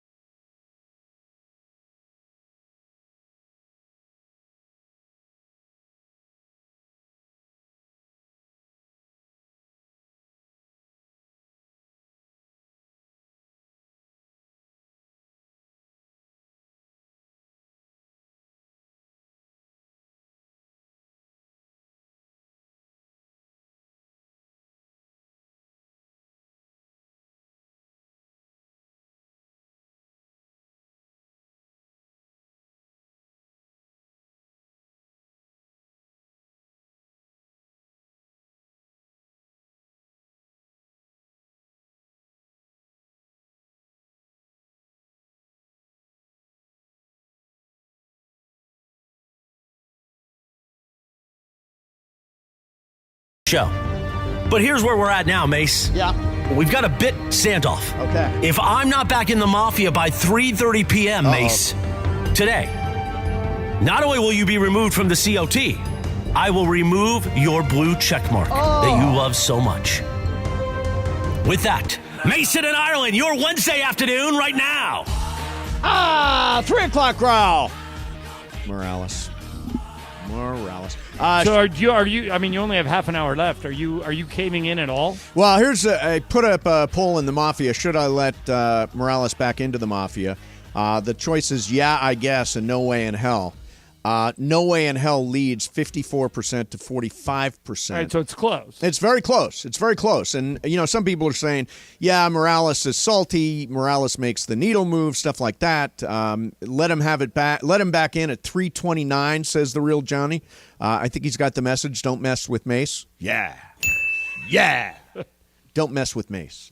All right, so Ireland, something that is great for us and terrible for you. Should I play the breaking news sounder? Sure. Okay. All right, so I have this app on my phone Okay. that tells me when I have to leave in order to make it to Anaheim on time. Okay. And as you know, I'm the most competitive Game of Games player of all time. Correct. I have to leave right before Game of Games. Oh, I cannot play today. Oh, Ryan, it's your game, right? Yep.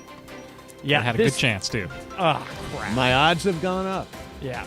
I am leading the month. You are not right, leading Bert? the month. I am leading the month. You're Bergman? one of 7 people that has 1 point. Am I among the leaders? You have the same amount as me and Bergman. Yes. Leading. Winning. Oh, Yeah, that's a shame. You're tied for 7th place. Well, Bergman, are you going to come in and do the show the rest of the way? Well, he only has to play a game of games. Oh, right. It's just Game of Games and Super Crosstalk. That's right. Yeah. No big deal. That was the good news for you and bad for me. Oh, got it.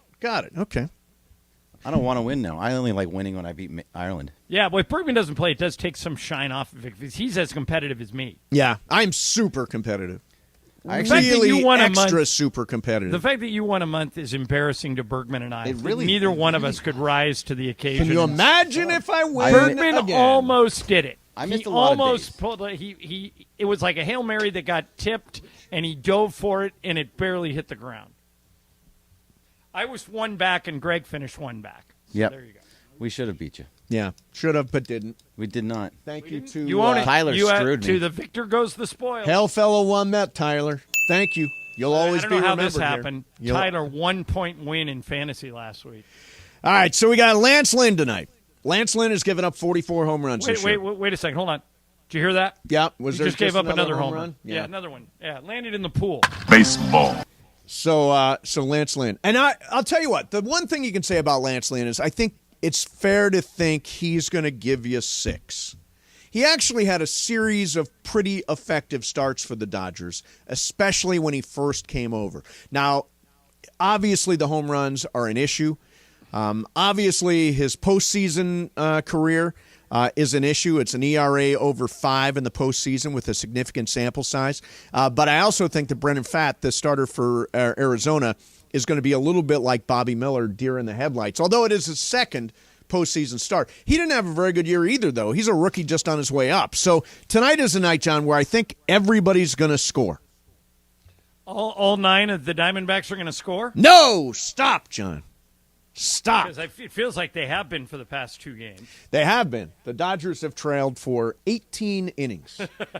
18 innings. They've been behind now.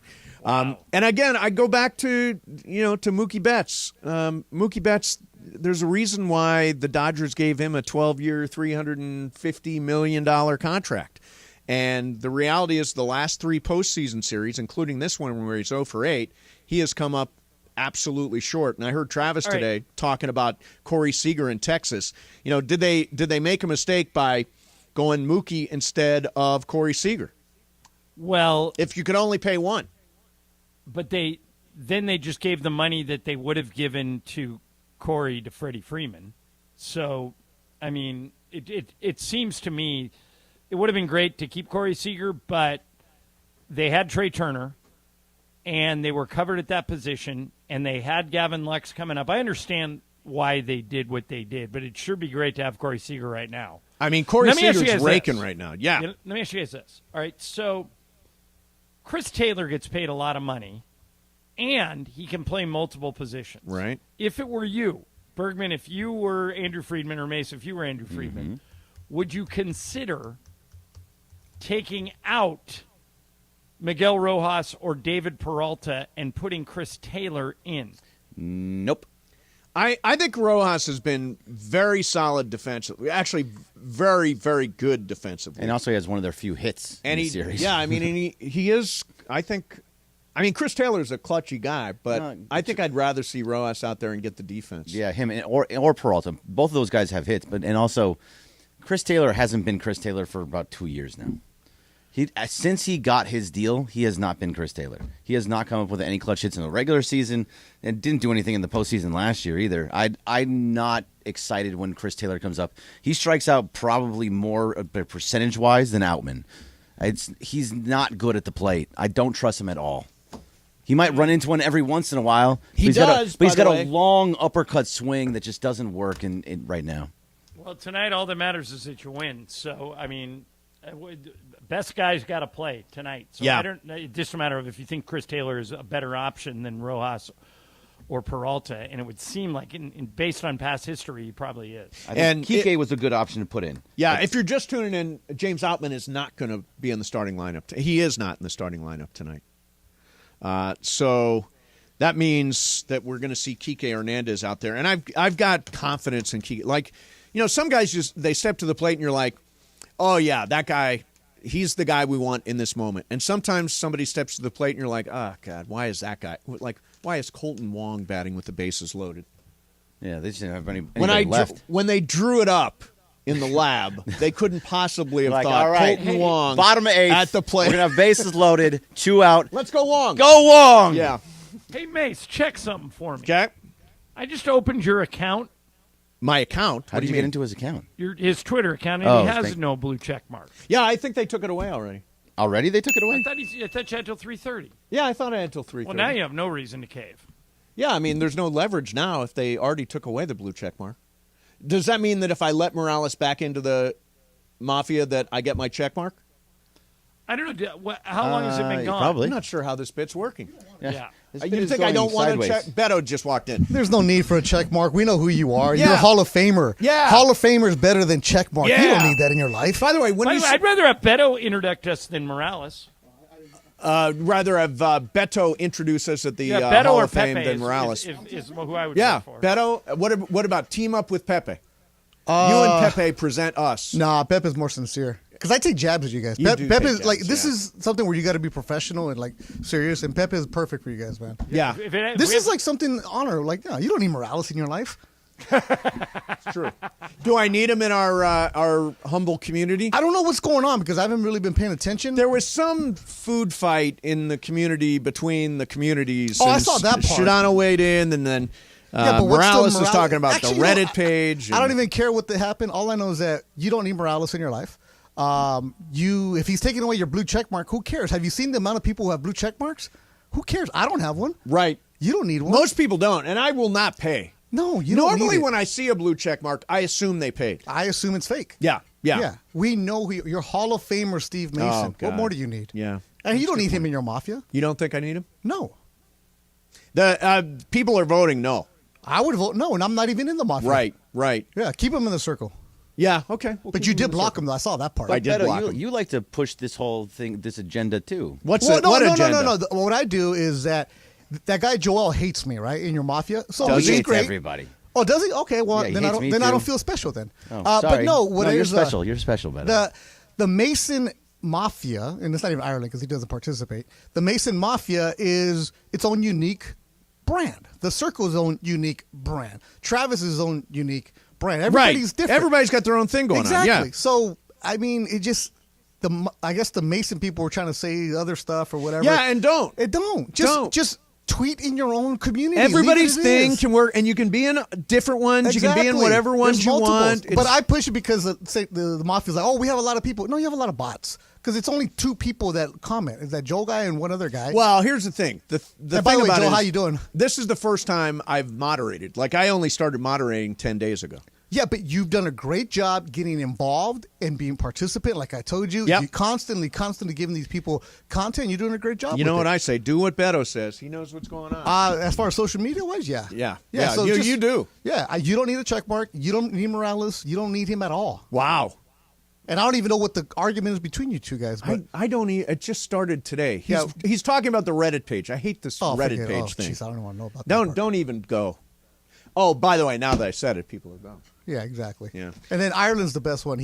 I just want to become John Ireland one day, where I don't have to get involved with any of this. Yeah, it's true. And It's have true. a job that pays me well. It's true. I don't have time, Beto. Exactly. How'd you play golf today, John? I didn't, but I'm playing tomorrow. Good for you. Must be nice. Beto, you feel like the Dodgers are dead, or are they alive? No, all you need is one game. It's it. Yeah, all you do is you need one game. And mind you, I'm usually the one that's piling on the Dodgers saying they don't have a chance. Are they a World Series team? No. Can they stay alive? Yes. Can they do something? Yes. Because Arizona, they haven't been here, so you don't know how they react. Right. And Arizona is a big, pro-heavy Dodger stadium. A lot of fans are going to be out there that are Dodger fans. Oh, yeah. They've all moved here because they couldn't afford the taxes or the rent or whatever it is. Sure. Arizona's cheaper life. They've always sell out there. They always do well. All you need is, like I was telling Bergman, Kike always finds a way to do something big in non-pressure situations, which is good for him. You're saying in non-pressure situations? Yeah, of course. I saw those 3 home runs against the Cubs. That was. When was that? When I was in London with the but Rams. my point that is, was.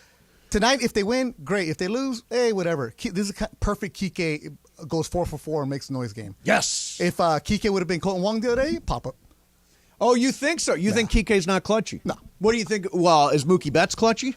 Mookie Betts is pressing. What Kike Yeah, got he is. clutch hits. Got a clutch hit on was that Monday? They lost, right? They lost, but he came in and got a hit and got an RBI. That ball bounced. That's a Luis Gonzalez hit. Yeah, it didn't even go out of the infield. It was a tough play to get to. It wasn't. That should have been a It was a double play. good play by the second baseman just to even get to Got it. through First there. of all, Got it got there. through. And By the they got way, off the you can't scoff at it. It's But you're saying he can't Mookie get a has tough hit. Mookie has not a a ball hit. that's Here's what the gotten Dodgers through. are doing. The fact that we're applauding Kike for getting it over second base, that's what kind of series we're having. Well, right now. if Freddie and Mookie actually get hits by themselves, and if then we were not talking about again, this. forget it. If Freddie, you're paying them all that money, they got to deliver. Simple as that. Your stars have to deliver. John, I think yesterday you quoted John Wooden, right? Right. Well, one of the cornerstones of the pyramid of success is competitive greatness. Be at your best when your best is needed. Mm-hmm. And that's the opposite of what Freddie and Mookie have done in this series. It's if they were younger, you would say, is the moment too big for them? Right. Yeah. So here's a little nugget that might make you feel better. The Dodgers faced Brandon Pfaadt, or Pfaadt, whatever it is, twice. The Dodgers against Pfaadt this year batted .381 with 3 homers, 12 RBIs. Great. So they've seen this guy. They know this guy. And Arizona's seen the Dodgers too. Correct. Correct. Yeah, no, it's true. Every single stone has been unturned on both sides. There's the advanced scouting, the analytics, everything there is happening. And then you have another day, so you run the computer simulations even more. Everything is there. You just got to go out there and produce. Yeah. It's simple as that. Somebody needs to get clutchy Let at me this give you a little point. cliche. You just got to square it up, as Mike Scioscia would say.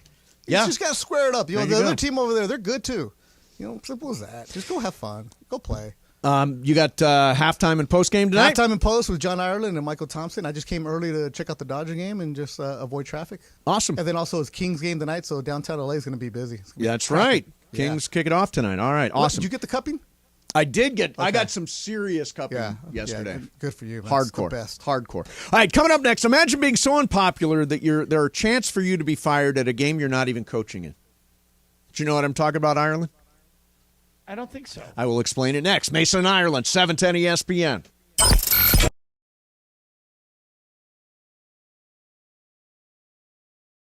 Hey guys, it's producer Lindsay Baseball, and guess what?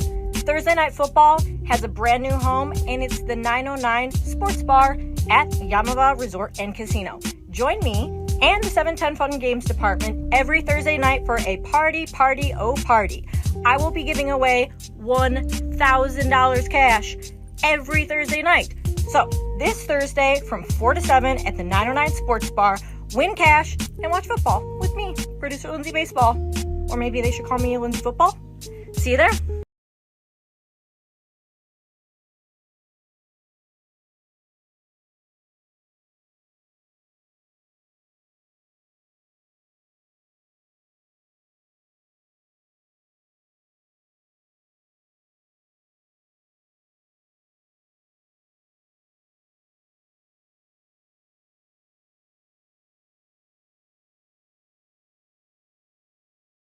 return of Million Dollar Mondays. $1 Million Mondays. Your chance to win $1 million from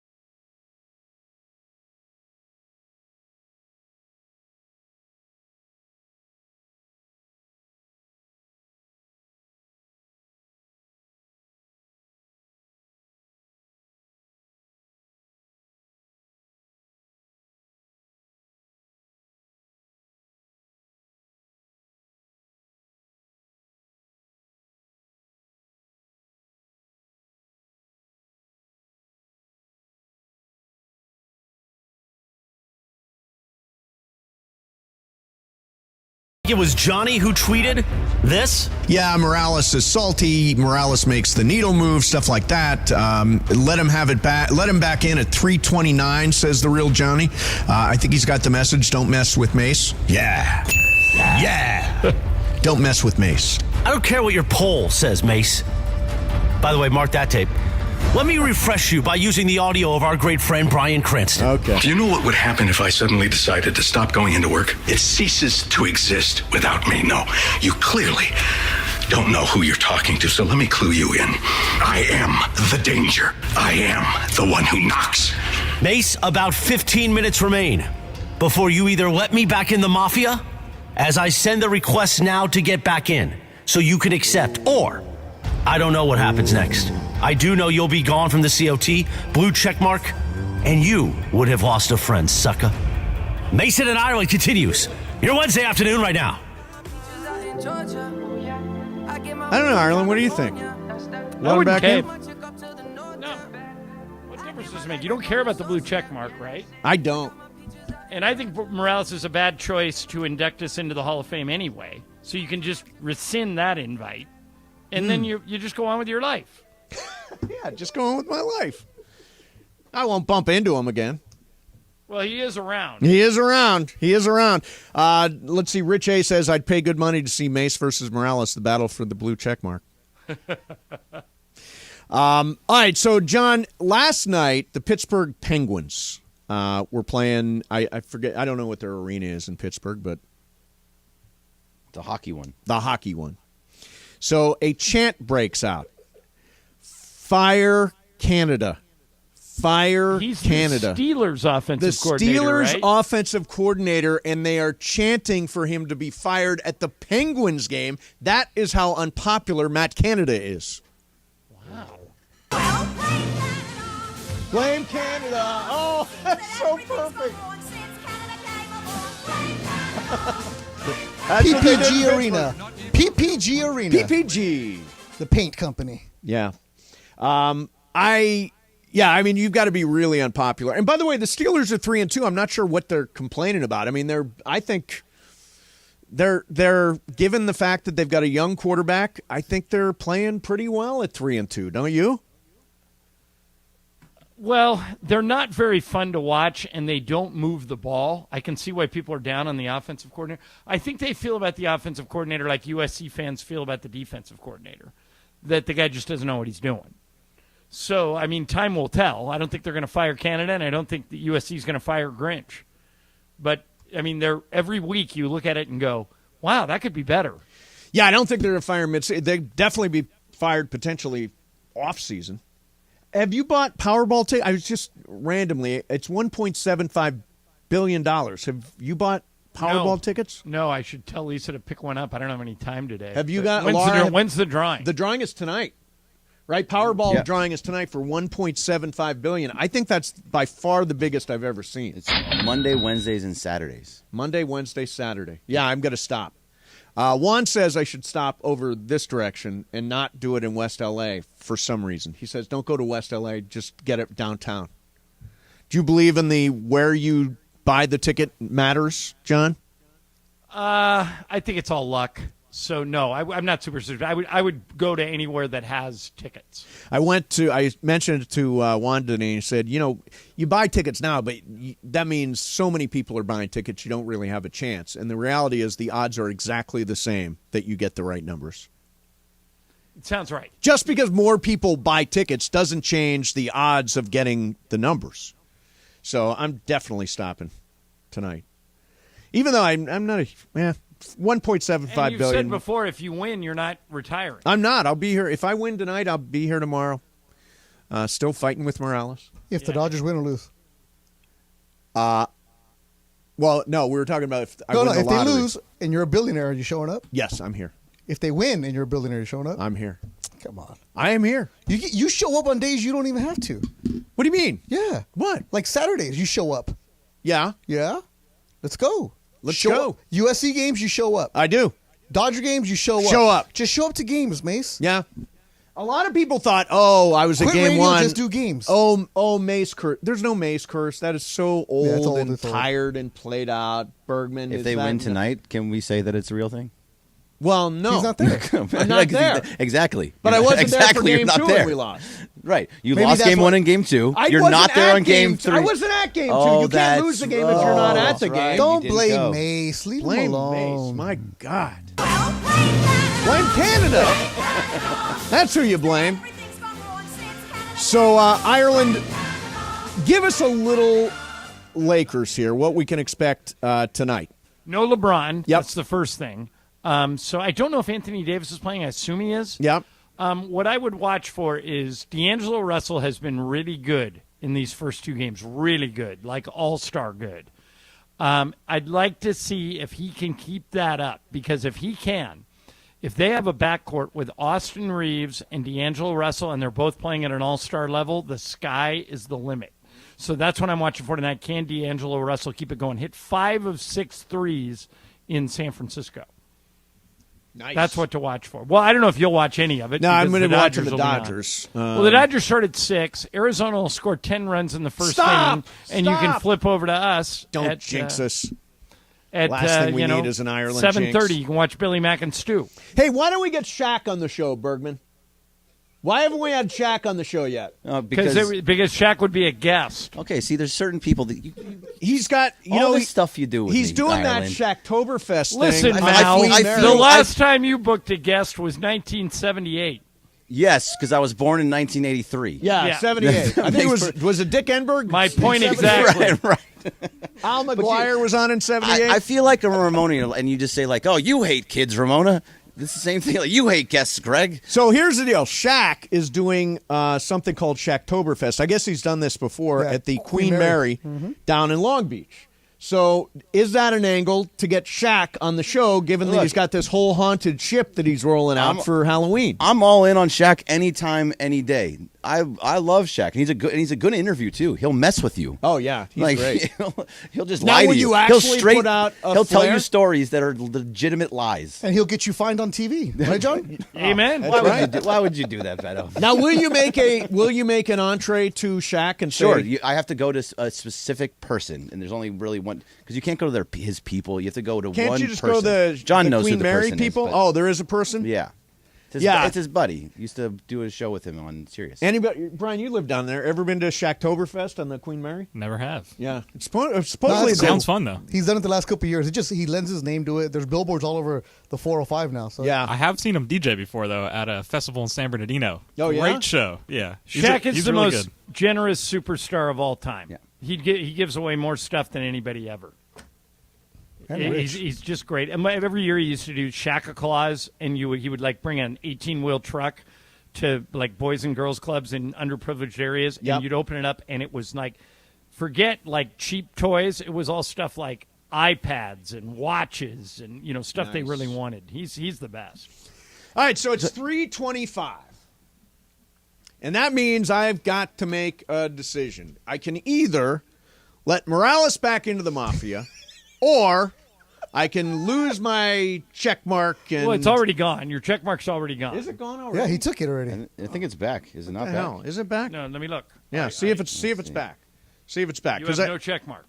I have no check mark. You have no check mark. So that's a significant negotiating leverage position for him if they don't have the check mark. Wow, no check mark. Let me follow you back though. Yeah, follow me. Cool. You've never followed me? I am follow you, and we break up all the time. But because Morales hates you, I'm going to follow you again. Do I not follow you, Bergman? No, you do. No, me. He doesn't follow me.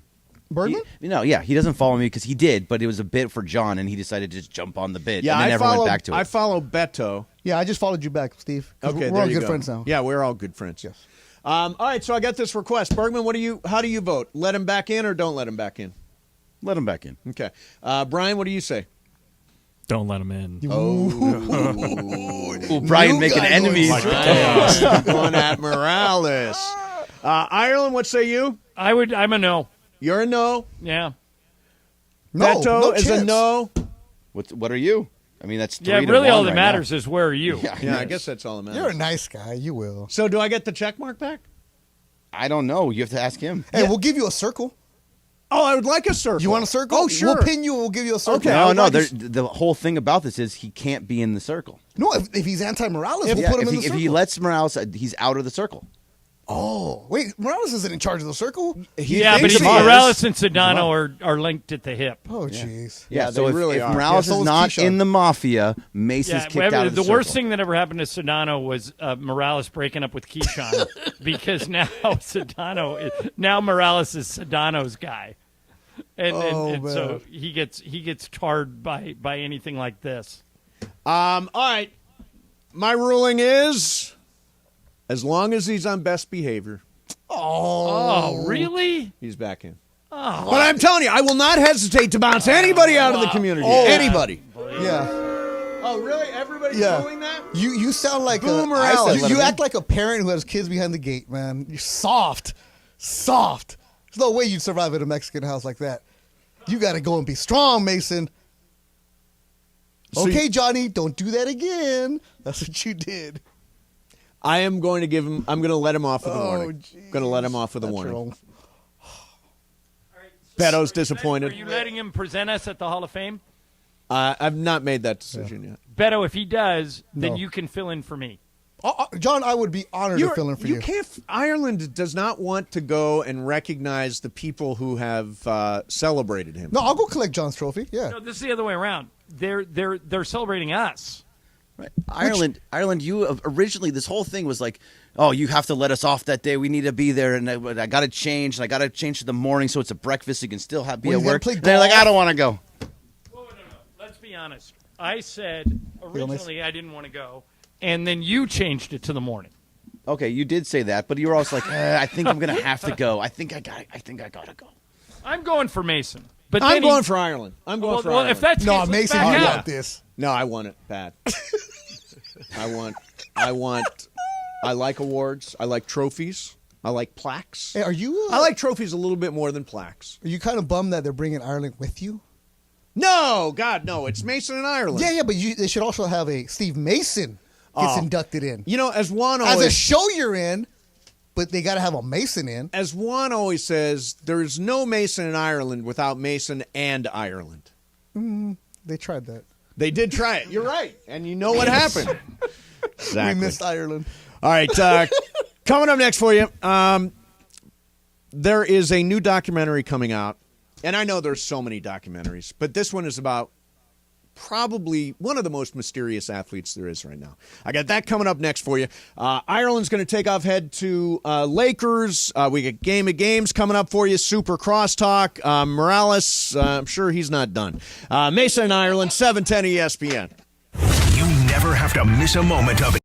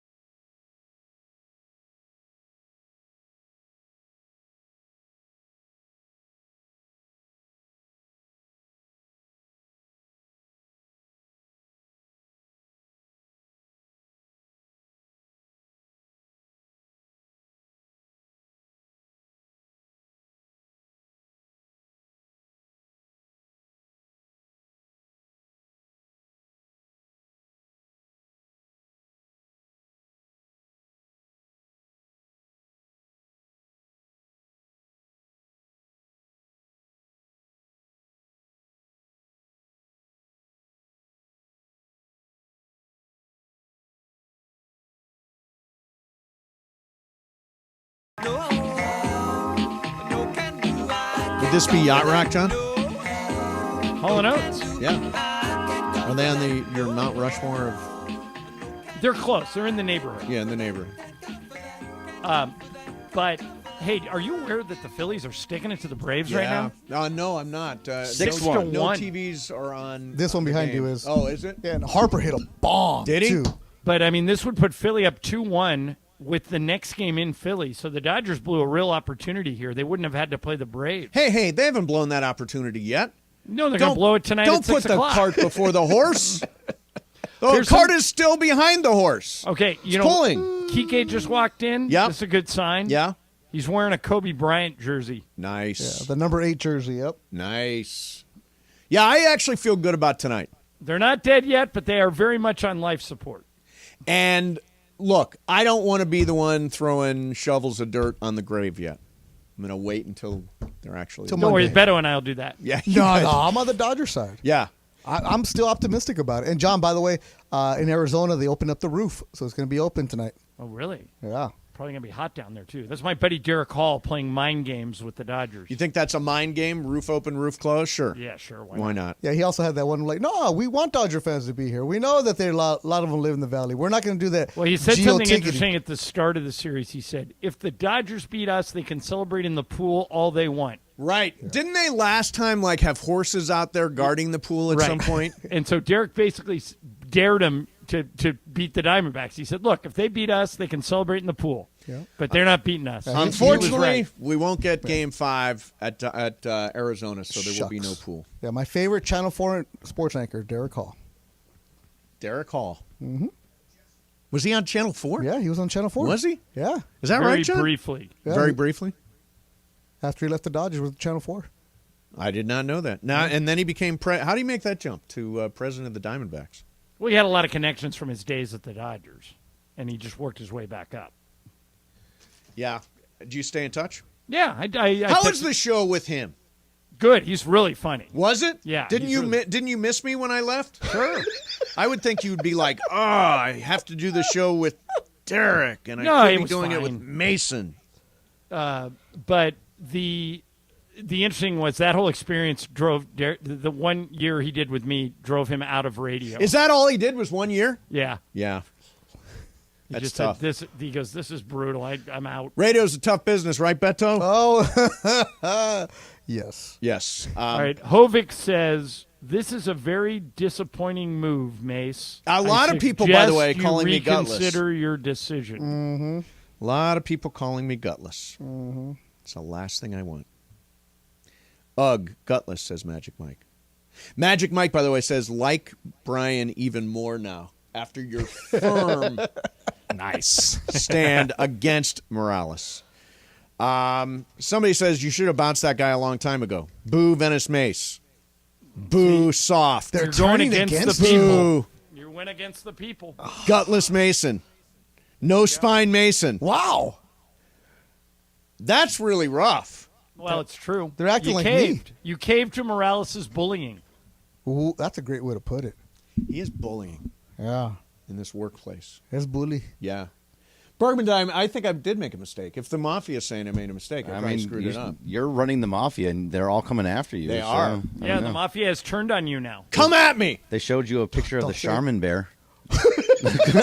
Oh, yeah, see? There's a lot of that. They got the Kobe gif where he's calling you soft. The only toilet paper that anybody should ever have, the Charmin Ultra Soft, yeah, the blue you're one. so That's Two ply, Greg. You're so Very snooty. important that you get two ply. Yeah, yes. And I need my Ultra coffee Soft. from Illy, and I need someone to pick up my laundry. Yes, I'll do all, that. You all need me? C3 of those things are real.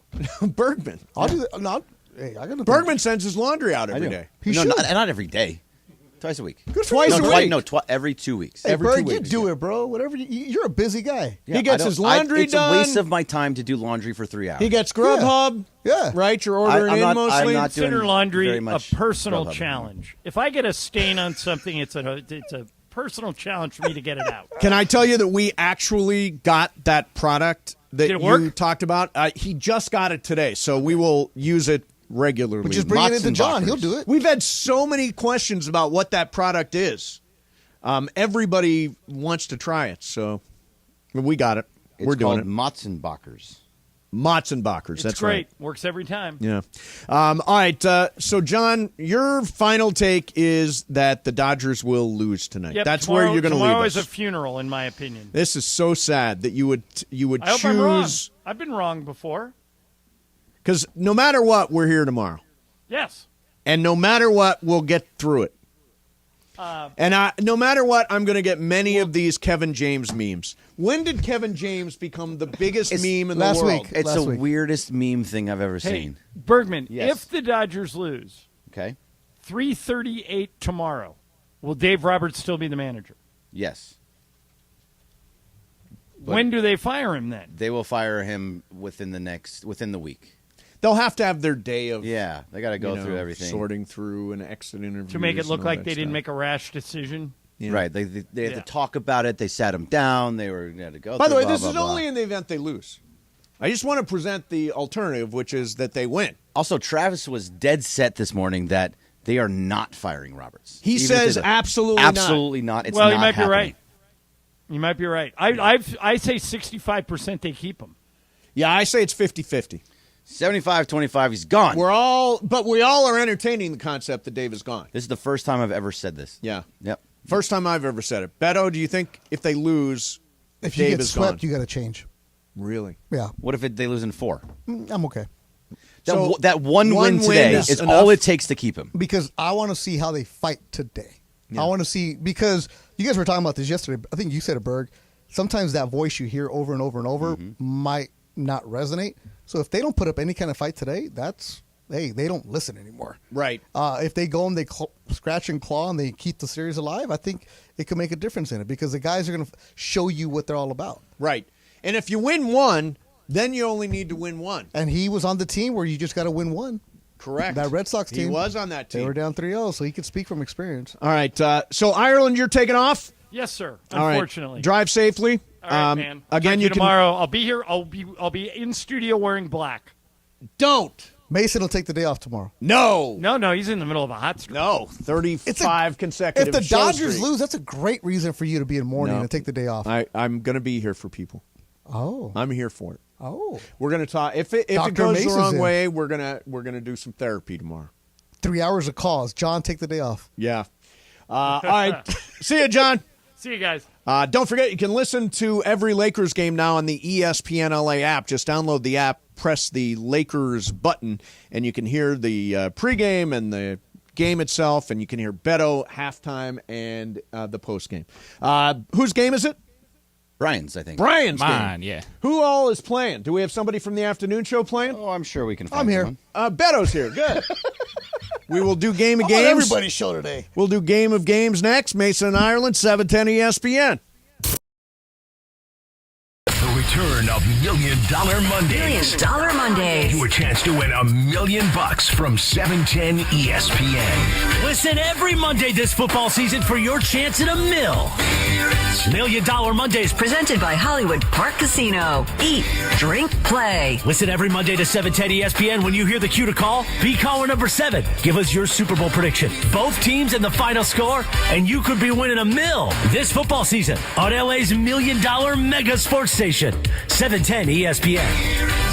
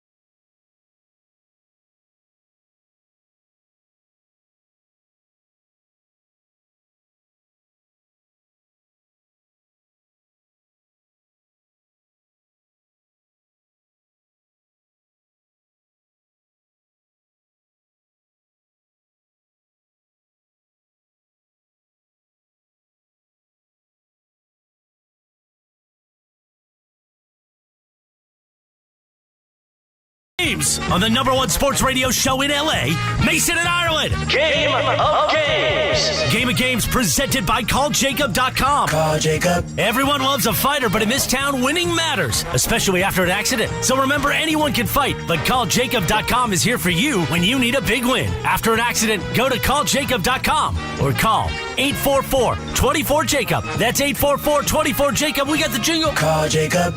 Thank you. Game of Games time. Take it away, Mace. All right, here we go. It is Game of Games time, and it is Brian Cohen's game today. Right now, I am leading the month, right, Bergman? No, you are tied for the lead. Tied for the lead. Tied for the lead. Step it up, Mace. Yeah. And Beto is here. Bergman's Hi, Beto. going to play. Hi. And George Shadano joins us. Shadano, what's up? Hi there. Thank you for the great laugh line today. I don't feel like John was laughing very much. No, though. he didn't. He didn't get the joke the way we did, but it is a very funny joke. Just like he didn't burp. Yeah, right. Just like he didn't burp. All right. So, Brian, what do we got for a game today? All right, so last night was the puck drop for the 2024 NHL season starting up. So, got a little AHL teams here, American Hockey League, the minor league teams for hockey. Ice Dogs. Going to be a little. You got to spot the fake. Yeah. So I'm Spot gonna give the you fake, all spot right. the fake. I'm gonna give you three Spot the teams, and fake. you got to spot the fake. Okay. Everybody guesses. Yep. All right, number one here: the Jesters, Silver Knights, or Ice Hogs. Which one is not real? Which one is not real? We'll start with you, Mace. I will say the Silver Knights is not real. Beto? Jesters. The Jesters. Shadano? I'll say the Silver Knights because I know the Golden Knights, but I don't know the Silver Knights too. Okay, and Bergman? Yeah, the Jesters seems too obvious, so Silver Knights. It is Jesters. Yeah. Wow. Way too obvious. Silver So what Knights are the are Jesters? actually- What are they? Like, or what? Jesters I'm are sorry. fake. What, Made-up what are the team. Silver Knights? Where are They're they? Vegas' Henderson minor league Silver team. Knights. Yes, they are the Vegas's. They're in minor league Henderson. team. Oh, that Yep. makes sense. Vegas is minor league Got team. it. I don't know. Beto might be a dark horse there. You know. Hey, old-time hockey like Eddie Shore. I don't know. So let's see. Beto got that right. Bergman? Yeah. No, You didn't. No, no, just I thought it Beto. was too Just me. Just me. Yep. All right. Number two. Number two, the Firebirds, the Condors, or the Nighthawks. Start with you, Beto. Nighthawks. Sedano. Bergman? Wait, what were they again? The Firebirds, the Condors, or the Nighthawks. Condors. Condors says Bergman. I say Condors. Shadano, what say you? I'll say Condors. Condors. Nighthawks. Wow. Beto. Bakersfield, baby. Condors. 2-0. Yeah. And Palm Springs are the Firebirds. Fire. Oh, is that? I Yeah. hear Palm Springs. That's a fun scene. Yeah, oh, it's a good For game, hockey, too. Right yeah. down the street. Yep. All right, number three here. Beto's up 2-0 on everybody. That's right. That's right. The Barracuda, the Moose, or the Sea Turtles. Okay, we start with Bergman. Oh, no, we start with Shadano. Sea Turtles. Sea Turtles. Beto. Sea Turtles. Sea Turtles. Bergman. What was the middle one? Barracuda, Moose, or Sea Turtles. Moose. The Moose. And I say the Sea Turtles. It is Sea Turtles. It is Sea Turtles. So Beto takes the point. The Kraken AHL team. I take a point. Shadano takes a point. Bergman, you're scoreless here. The Moose don't got to know be my somewhere, right? In the AHL North. Yeah, of course the Moose has to be The somewhere. hockey team, the Moose. You don't know anything about the AHL. You know nothing. All right. All right, here we go. Number four. The Gulls, the Bisons, or the Wolves. Gulls, Bisons, or Wolves. Okay. Shadano. Goals. Goals. Beto. Wolves. Wolves. Bergman. Wolves. Wolves. Who am I to go against Beto? I'll say Wolves. Everyone wrong this time. It's the Bisons. The Bison. Really? Yeah, the goals are San Diego. They are, yes. Okay. There's no Bisons? Like, I feel like there's definitely, if there's a Moose, there's got to be a Bison There's somewhere. no AHL team with the Bisons. Buffalo Bison are the AAA baseball team. Yeah. Oh. There you go. It's Beto 3. Me 1. Shadano 1. Bergman yet to score. Wow. Four more here. I think you said goals. All right, the Rocket, the Quake, or the Crunch. Rocket. The Rocket, the Quake, or the Crunch. Beto. Quake. Quake. Bergman. Crunch. French. I will say Quake. And Shadano. I'll say Quake, too. What the hell? Quake. It is Quake. Oh. It is Quake. There we go. Just ride Beto for a little bit Yeah, here. just go with... Laura's saying that one was easy. Laura's saying that's easy. She knows her age. All that. No, I just figured Rancho Cucamonga. I'm like, yeah, I thought it was I knew Rancho Cucamonga, so I thought there wouldn't be a quake. It's hockey. There's no quake in Maine. Exactly. All right, there we go. 3 more. The Americans, the Admirals, or the Generals? Ooh. The Americans, the Admirals, or the Generals? Beto, you're leading, so you go first. We'll go Americans. Americans. Bergman. The Generals. Generals. Mason says the Generals. And Sedano. Generals. It is Generals. Oh, all right. Oh, nice. Americans. Wait, did I get it right? You did. Yeah, Bergman. Oh, I got it right. Mason. God darn it. I wanted to be. Who are the Americans? Yeah. The Rochester Americans. Oh, there you go. So I've got upstate New York. Beto with 4, Mason with 3, Sedano with 3, and there's only 2 left. 2 left. So Bergman, you're out. All right, too bad. Sorry. 2 left. Here we go. Okay. The Bears, the Golden Seals, or the Thunderbirds? All right, Beto, you have to go first. Golden Seals. Golden Seals. Bergman. Oh, you're out. Me. I will say. I'll say the Seals also in this one. Sedano? Yeah. I'm rolling with Seals. I got one more to play with. Yeah, me too. Golden Seals is right. All right, good. So there's one. Beto, we have to go different now. It's Beto 5, Mason 4, Sedano 4. Right. We all have to be different, to be honest. All right, last one. All right, here we go. The Monsters, the Hooligans, the Griffins. The Monsters, the Hooligans. Who goes first now? Or the Griffins? Beto goes first. Hooligans. Damn. I think that's. I know. That's what I was going to go with as well, too. I think that's right, but I'll say Monsters. I'm going to say Hooligans just to beat Mason and come in second. It is Hooligans. Yeah. Congratulations, George, on your second place finish. Yeah. Nothing could be more exciting. Hooligans would be a good hockey team. It really would be. It's got a very negative connotation. There's a bunch of club hockey teams named Hooligans. Really? Yeah. That's a bad thing? Can be. Hooligans are not. What is the definition of hooligan? It's like somebody. It's like a rowdy connoisseur Yeah, type. it's perfect for the minor league hockey world. Yeah, it is true. Rowdy connoisseur type. I like that. That's a good definition. Sweet tender hooligans. Ode to the Smiths. Where you go? Yeah. Let's go. Sedano, what's up, man? I'm good. How are you? Everything is good. Young troublemaker, typically one of a gang. Perfect. Yeah, so probably not the right Probably conversation. not exactly the right thing. I just think like that. Not exactly the right thing. So I don't even know what started today's thing. Do you know? What started today's thing? Somebody in the Circle of Trust posted like one of your minions in there in the Mafia. Like minions. talking smack. And by the way, that happens on a regular basis. And at some point, I just got fed up, and I was like, "Yo, why are you guys being such a-holes? Well, just stay to your own side. Like, we're cool here. Totally. We actually literally hang out like with some of these people. Like, this isn't a made-up internet thing. Like, go have fun on your side. Create your own thing. Don't worry about us. Yeah, keep our name out your mouth. Here's the thing about it. I don't want. The communities can coexist. Whatever. That's what I said. Yeah, and then your other guys are like, "Oh, George is so hurt." No, and like the internet doesn't hurt me. I'm a grown ass man. I'm 46 years old. Get hurt. I can tell you that. Yeah, yeah. Well, Mason knows firsthand. I do. I do from back in the day. Yeah. So you feel like the Dodgers got a shot tonight? No, absolutely not. You really don't? No. I got a sexy stat for you. Oh, I was going to use it in our first segment. We could talk about That's it okay. anyway. What do you got? So do you want the good news or the bad news about Lance Lynn? Well, I think I'll take the bad news first and then the good news second. Okay, the bad news is he hasn't had a quality start in the playoffs since 2014. Yikes. The good news is he's had 3 quality starts in his last 4 starts for the Dodgers. Okay. I'll take that.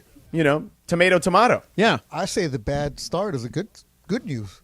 He's due. He's due. By the way, there is something to being due. You want another good stat? Yeah, go ahead. He hasn't given up hasn't given up a home run in the postseason since 2013.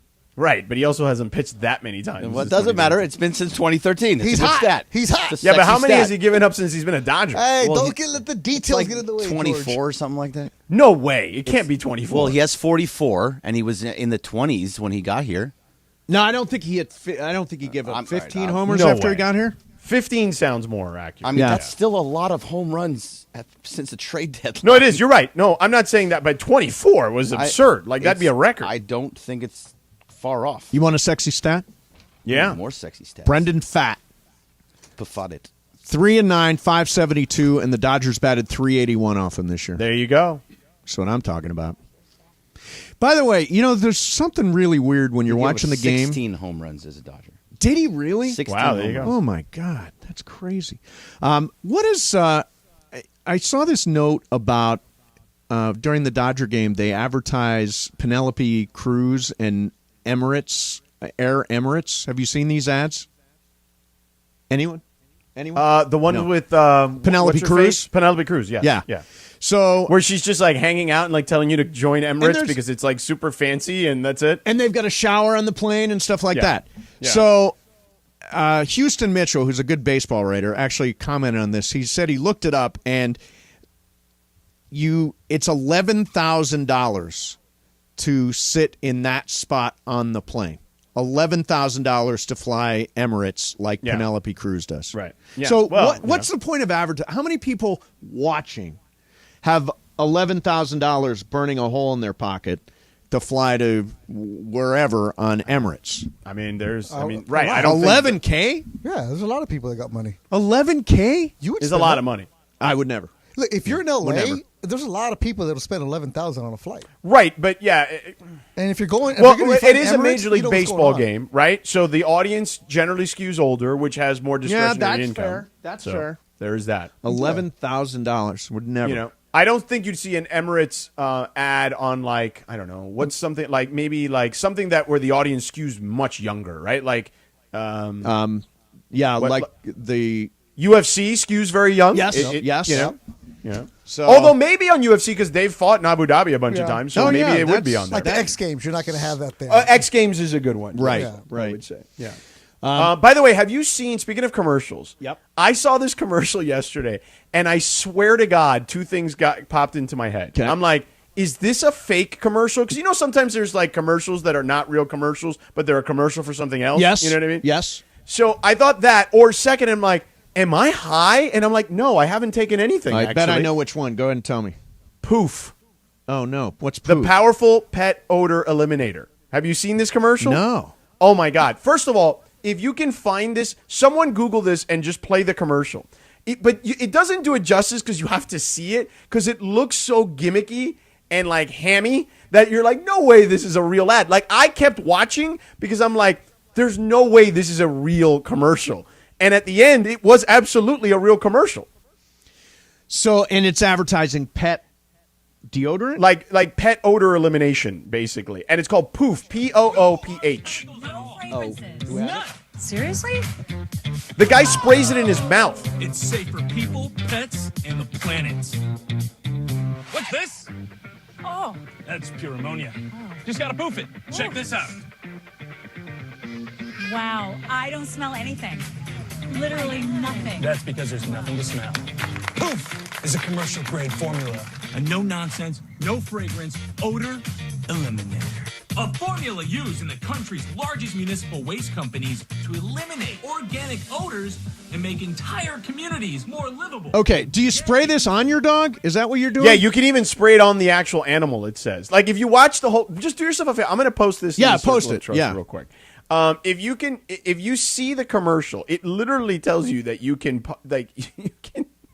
spray it on the dog. Spray it on the animal. And the lady goes, is it safe on the animals? He's like, yeah, it's safe for anyone. And he sprays it in his mouth. That's weird. Yeah, that's why I thought there's no way this is real. Like, this has got to be fake. Yeah. And it's a real thing. And now Funches just texted me and said, I'm very interested in Poof. Oh, really? Funch, you're going to use the Funch wants Poof? to buy some Poof. You got a stinky dog at home? It's actually not for the dog, like a spray for the dogs. It's Okay. it's like a cleaner. Like if your dog made an accident or something. Oh, right. Sure. That's what it is. Yeah. That's what Poof is? That's what it is. And it's like So it's a cleaner. it's a cleaner. It's like 409 or something. Why are they spraying it on the dog? Because it's trying to show you that it's animal safe. It's like a cleaner and like Febreze mixed into one. Interesting. Yeah. That's why I'm interested in it. I'll look into it. I got a dog in a cone right now. Yeah, I saw that. Oh, darn it. She's She so doesn't look so embarrassed. happy, or She's he. so embarrassed. Yeah. All right, let's do some super crosstalk. ESPN AM 710 Los Angeles. KRDC AM 1110 Pasadena, Los Angeles. K256CX 99.1 FM Pasadena, Los Angeles. It's the greatest segment in LA sports radio history. Oh my God.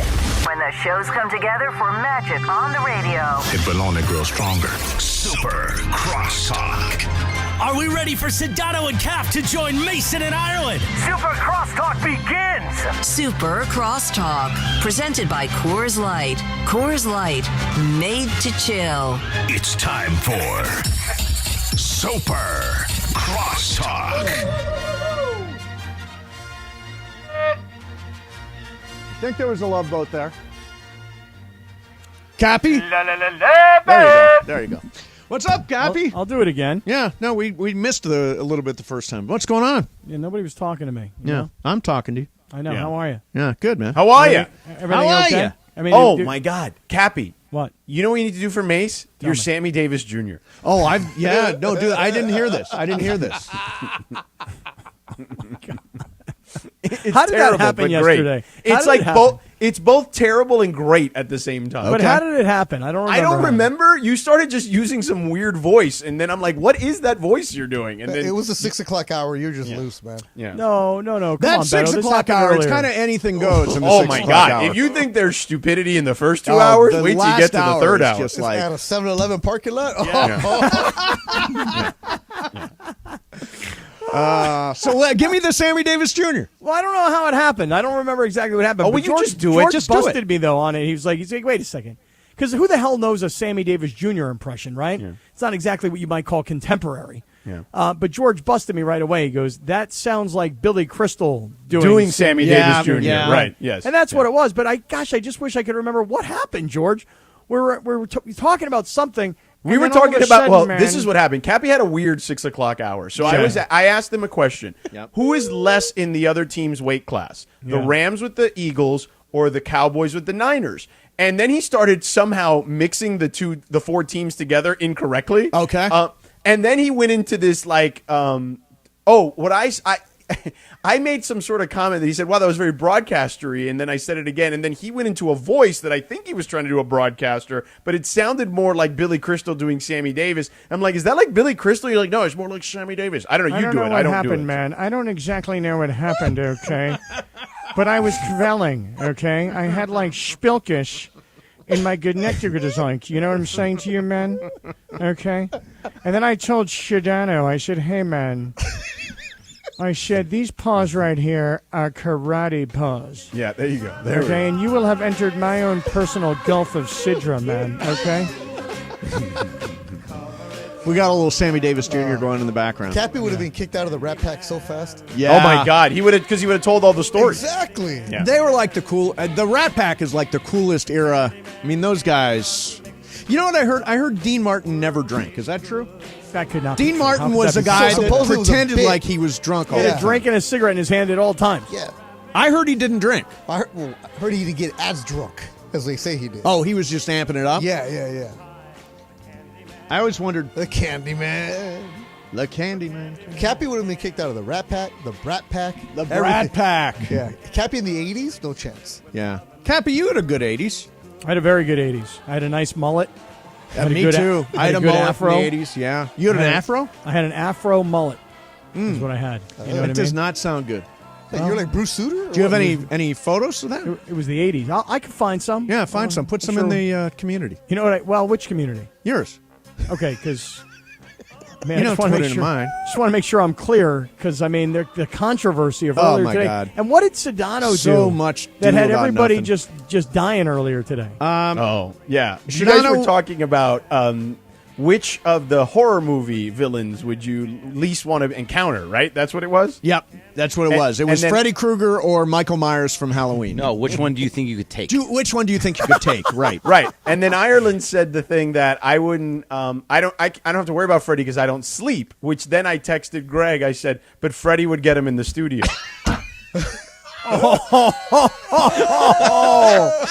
Oh, man. And these guys were cracking up just like that, and Ireland was not happy. It was the best line. That was a funny ass line. But John did not find it funny. No, not at all. I think he might have chuckled. No, I don't think he even chuckled. Do you think he chuckled, Bergman? I was listening. There was a chuckle. It was It was kind of like that. Look, Ireland. Let's be honest. Ireland, like, kind of. He likes me some days. He doesn't other days. Yes. So it just is what it is. You know what I mean? Yeah. No, but that was a good line. I don't. By the way, I don't care if it ruffles anybody's feathers or whatever. If you got a good line, go with a good line. That's I agree. Always go for the joke. But what ultimately happened? Did Morales take your check mark? Did he take my? I don't know the answer to that. Bergman, do I have well, my check it was mark gone at one point. It was gone at one point. It was point. gone? Like he really did take it? It's still gone. Still gone. It's still gone. Oh, wow. Good for you. Congrats. Yeah. He hit the button. Mace, I could just hear it in your voice, though, earlier. What? You were like, go ahead. Go ahead. Yeah. Take my check mark. Yeah. I don't care. Would. Yeah. Wish you would. I don't want the check mark. Yeah. I think check marks are for a bunch of guys that are buying status on Twitter. I don't want the check mark anymore. Right. Cappy, we're going to take yours. No, don't. Hold on, wait. No, hold on. Right. Hold on. I like my check mark. I would like mine back. Nah, you don't need it. I would enjoy having my check back. You I don't have need little it. FOMO. I would like you to. be an outsider. Come on. But you were. Here's what I heard Mason saying, but not saying. Okay. Here's what he was saying. He's like, wait a second, Morales can take my check mark? Wait a second. But what you were really saying is, when did Morales become like the overbearing boss of everybody? Right. Right. And like, I don't know why you didn't just say it. Now, if Morales were here, he'd say you didn't say it because you were gutless. But why didn't you just say it? It's a fair question. Obviously, people in our community think I'm totally soft and a loser for letting Morales back in. Oh, you let him back in? I did. I let him back in. So then he should give you your check mark back. I should get my check mark back. I let him back in only because everybody needs a bad guy, and he is a bad guy. Bad guy. Bad guy. Right. I heard him call it, you were a bad guy yesterday. I'm always a bad guy. How was Whitworth yesterday? Oh, my God. So He's good. a good Great guy. guy. He's such a good guy, isn't he? He's an angel of a guy. Yeah. And I mean, Cappy going in while he was checking people out at 7-Eleven behind the counter, and Cappy trying to search for my protein bar and getting us Slurpees, and then talking to Whit, interviewing him while he's checking people out. It was just incredible radio. And then were you trying to get him to buy in on your sided thing? Is that? Oh, yeah, no question. Mace, he's always working that angle. Mace, I'm trying to get him to invest in sided. Yeah. I'm trying to get him involved in the Great Friends Stables. And all this was just like he walked into a 7-Eleven and you hit him with all these proposals? No, I felt like off air he and I had reached some sort of like brotherhood. Really? Yeah. Where? I was the watching. Cappy and Whit brotherhood? Behind the tent? That's right. I don't know if I'd call it behind the tent. I just call it off air. He was like, hey, man, why don't you give me your number and let's stay in touch? And I was like, okay, here you go. Here you go. Call me if you need me. I don't remember that. George? No, I don't remember that either. Oh, I just got a picture of what you probably look like in the 80s. It is Danny McBride from Eastbound and Down. Do you know what Danny McBride? He had a kind of a fro thing going on, kind of a perm thing, and kind of a mullet thing at the same time. I imagine that's probably what you had. Trying to find what you're looking at here. Eastbound and Down, the baseball movie. Yeah. The also, baseball Righteous series. Gemstones. Oh, yeah, Righteous Gemstones, another one. What's his name, though? Kenny effing Powers. Kenny Powers, exactly. Yeah. No, Kenny effing Powers. Yeah, right. Yes. So you used his real name? Danny McBride. Because I would not have known that. Now, if you'd have said Kenny effing Powers, you would have known who we're talking about. Yeah, this is kind of perm with a mullet. Yeah, thing the guy going from on. Pineapple Express. Yeah, he's good. Douglas. He is funny. Righteous Gemstones is a really funny show. Oh, totally. That is 100% my fro. Yeah. Oh, yeah. You rock that? Oh, in a big way. No question about it. Yeah, that's a look. That's a choice. Yeah. That's a choice. So, Cappy, Shadano says the Dodgers are going to lose tonight. He was really kind of straightforward with that. Yeah, and then Rosie called me out on it. Did you hear Rosie check in on me yesterday while we were on remote, or no? No, I didn't. It was hard to Rosie hear from because, San Gabriel was like, you got to have faith. And then, we went into a George Michael rendition. But, look, I don't blame her. I told her I hope I'm wrong. I hope I am wrong. I like Dave Roberts. I like Andrew Friedman. I like this team. Yeah. If there's any team in Southern California that I've adopted as my own, it's this one. Because in the middle of the summer, when there's nothing to watch for the most part, we cling outside to of a it. few, because all the other sports only play like once or twice a week. Yep. It's baseball every night. So I'm in there with Joe Davis and Oral Hershiser and the D-Train and all those guys and Jessica Mendoza and all the people that are in there. Jerry Hairston Jr. I'm there, okay? Yep. So I enjoy watching Dodger baseball. So I want them to do well. I just can't, like, my heart can't overrule my brain in this why situation. don't you put some positive vibrations into the universe? Do you believe in manifestation? Why don't you What are you, manifest Marky Mark? Join Good us, vibrations? Join What's us wrong and with that? manifest a win. Good vibrations. Manifest a win. Change your attitude. I know Your attitude's What like you a my Dodger LeVar fan. Ball? Slim. Like, speak it into existence? Speak Yes, it that's into right. existence. That's right. Yes. Plant the He's not on seed. the team. He's not pitching. I know, but manifest it, Oh, man. Like stop plant it. a seed. Yeah. Get your and kumbaya outta manifest here. this thing, Absolutely. man. I'm with Nah, Cappy. it's also real, though. Manifest. You know what I mean? Like, I mean, this you know, is your you can team, hope, George. This but- is your ball club. I don't think they're going to win. Like, No, I but don't this think is- they're this going to is win not- 3 straight. But this is not the normal Dodgers. This is the gritty little Dodgers. Really, they've not been gritty so far, Cappy. Well, They have but not that's been what gritty. they told Nor us. can they pitch. They've trailed for 18 innings now. But they told Yes. us, they said, Dave Roberts said, Andrew Friedman said, and Mookie Betts said, this is my favorite team I've ever played on because there's a bunch of guys in here who come in every day. They're lunch pail and hard hat kind of guys. And you know what? If that's who they are, what's winning 3 games? The reason I know, though, they can win tonight is I've seen them do it 100 times this year. And sooner or later, you've got to hit the baseball. And tonight, against a rookie, they got a really good shot, a guy they owned earlier in the season. Now, the one thing I'll say is, Mookie Betts, 12 years, $350 million or whatever it is. He's 6 of his last 44 in the postseason.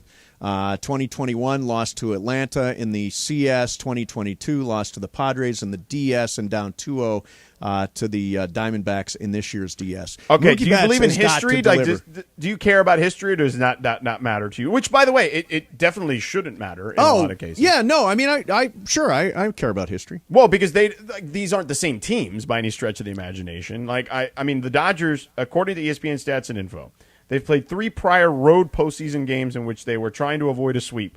They lost all 3. Now, granted, this goes back a long time. Sure. But there's just not a lot of instances, even with this team, that makes you feel like, hey, they're going to win. Yeah, I think, again, this is probably going to be a game where they score a bunch of runs. Lance Lynn, I have no faith in. Brandon Pfaadt is not going to get he's not going to get a lot of Dodgers out. I just think it's going to be a high-scoring game. The roof is open, and it's going to be 88 at first pitch. Balls will be flying today. Dodger home game. There'll be plenty of Dodgers. There'll be a lot of there. Dodger fans there. Yeah. But they opened up the roof for a reason, Cappy. Lance Lynn is there. Yeah, well, it'll be like spring training, Be like a little batting practice. Yes, Lance Lynn has given up a lot of home runs. Got it. But they're desperate. What do they have? They got to outslug him. It's a veteran guy who's been here before, so that's who they've got. They don't They have gotta any use. meanness He's got a lunch pail and a hard hat. Yeah. Both. And by the way, the Dodgers were just like okay against Brandon Pfaadt this season. Yeah, Cappy, you know you're saying like the Dodgers are saying, oh, this is the best team and great chemistry, kumbaya. But sometimes you need a bad guy. You need a Morales in there to just punch somebody on the other team. Like right now, Bryce Harper's hit 2 bombs, and he's looking at Arya, the guy from the Braves, who like said something after the last game, right? And he's going after him, and he's flashing fingers. Well, and it's funny because that like when I did Around the Horn yesterday, okay, and that was the question. Oh, does the way the Braves won, like, and the way the Phillies lost, does it carry? No, that stuff that game to game to me in baseball particularly doesn't carry over. In the game I can give you momentum, but game to game with different pitchers and what? No, get out of here with that. And Arizona has one of those kinds of guys. They've got crazy Tommy Pham. Yeah, you guys know about him. He's the guy. I think we know, Cap. He's the guy that if you were in his fantasy football league and you talked crap in a group text, well, he talked crap to your neighbors. He will find you and he will smack you before a game like he did Jock Peterson. Yeah. By the way, I see here on ESPN.com it says Harper uncorks a 3-run home run as Phillies break open Game 3. You want, Cappy, when do you want me to use uncorks in the football game on Saturday? Oh, that's a good one. Ooh, that's like a pass, because I've heard Ian Eagle use that as like a pass, right? Yeah, like, but you know what? How about if a running back? Now, the game you have this weekend, George, is? Idaho, Montana right. on ESPN 2, 7:30 Pacific. So when a kid goes through the line, breaks a couple of tackles, and then goes and runs for a touchdown, That's where he uncorks. No, but I feel like uncorking is not a running You don't play. like that. You don't like No. that. No, I feel like uncorking is like a when you pass. throw a long pass. Yeah, you uncork He one. uncorked Right. that one. Okay. All right. Uncorked one. All right, so going down the field, you want me to uncork it. All right. Now, do you Over want me 40 to do yards. what quarter would you like me to try to accomplish that? I'd say try and do it before halftime. Okay, first half. An uncorking in the first but half. Hold on, Okay. Beto. It's a 7:30 game on Saturday night. How many of us are going to be with George in the third or fourth Well, quarter? if we got money on him uncorking, we got to stay up with them. Oh, Support that's your right. guy. I forgot about that. Beto's got like Well, this whole thing where Cappy's he good at freaks out watching during my the game. games, but particularly because they've been early. Not so on I a think there's Saturday, that George, part on of a it. Saturday night. Cappy ain't doing nothing, man. Now, Cappy, will you be able to watch this game at 7:30, or will you be out with Rachel? Yeah, I'm definitely not going to be watching this game, but I will have my phone. I will have my phone and my earphones. You know what I'm going to do, George? I'll be What? at Game 5 at Dodger Stadium. Yeah, you tell him. Mace. I mean, if we're being honest, you're not actually. I'm going. No, he's not going to. George, come on. They're going to be there. Where's your- Mace is going to be there no matter what. I will be there, Yeah. rain or shine. Yeah. Even if there's not a game. Even Mace if will there's be there. not a game, I'll be there. We're going streaking. All right. Hey, last couple things before we turn things over to you officially. Lakers basketball is coming up. Shinano Oh, that's and right. Cappy going to Lakers walk you up basketball. to that. Sacramento. Tonight during the Dodger game, Anaheim. both me and Bergman will be live tweeting the game in our Mason and Ireland Mafia, so you can jump in Now, there. are you going to go down on the Dodgers hoedown show too, like Travis Rogers did today? I would love to go on the Dodgers. 9:30, Hold you're on. not Oh, doing no, that. I'm still in bed at 9:30. It's very early. Yeah, it's very early. Hey, tweet in the circle while you're at it too, Mace. I will. All right, guys, have a great show. Go Dodgers. See everybody back here tomorrow at 1, 710 ESPN.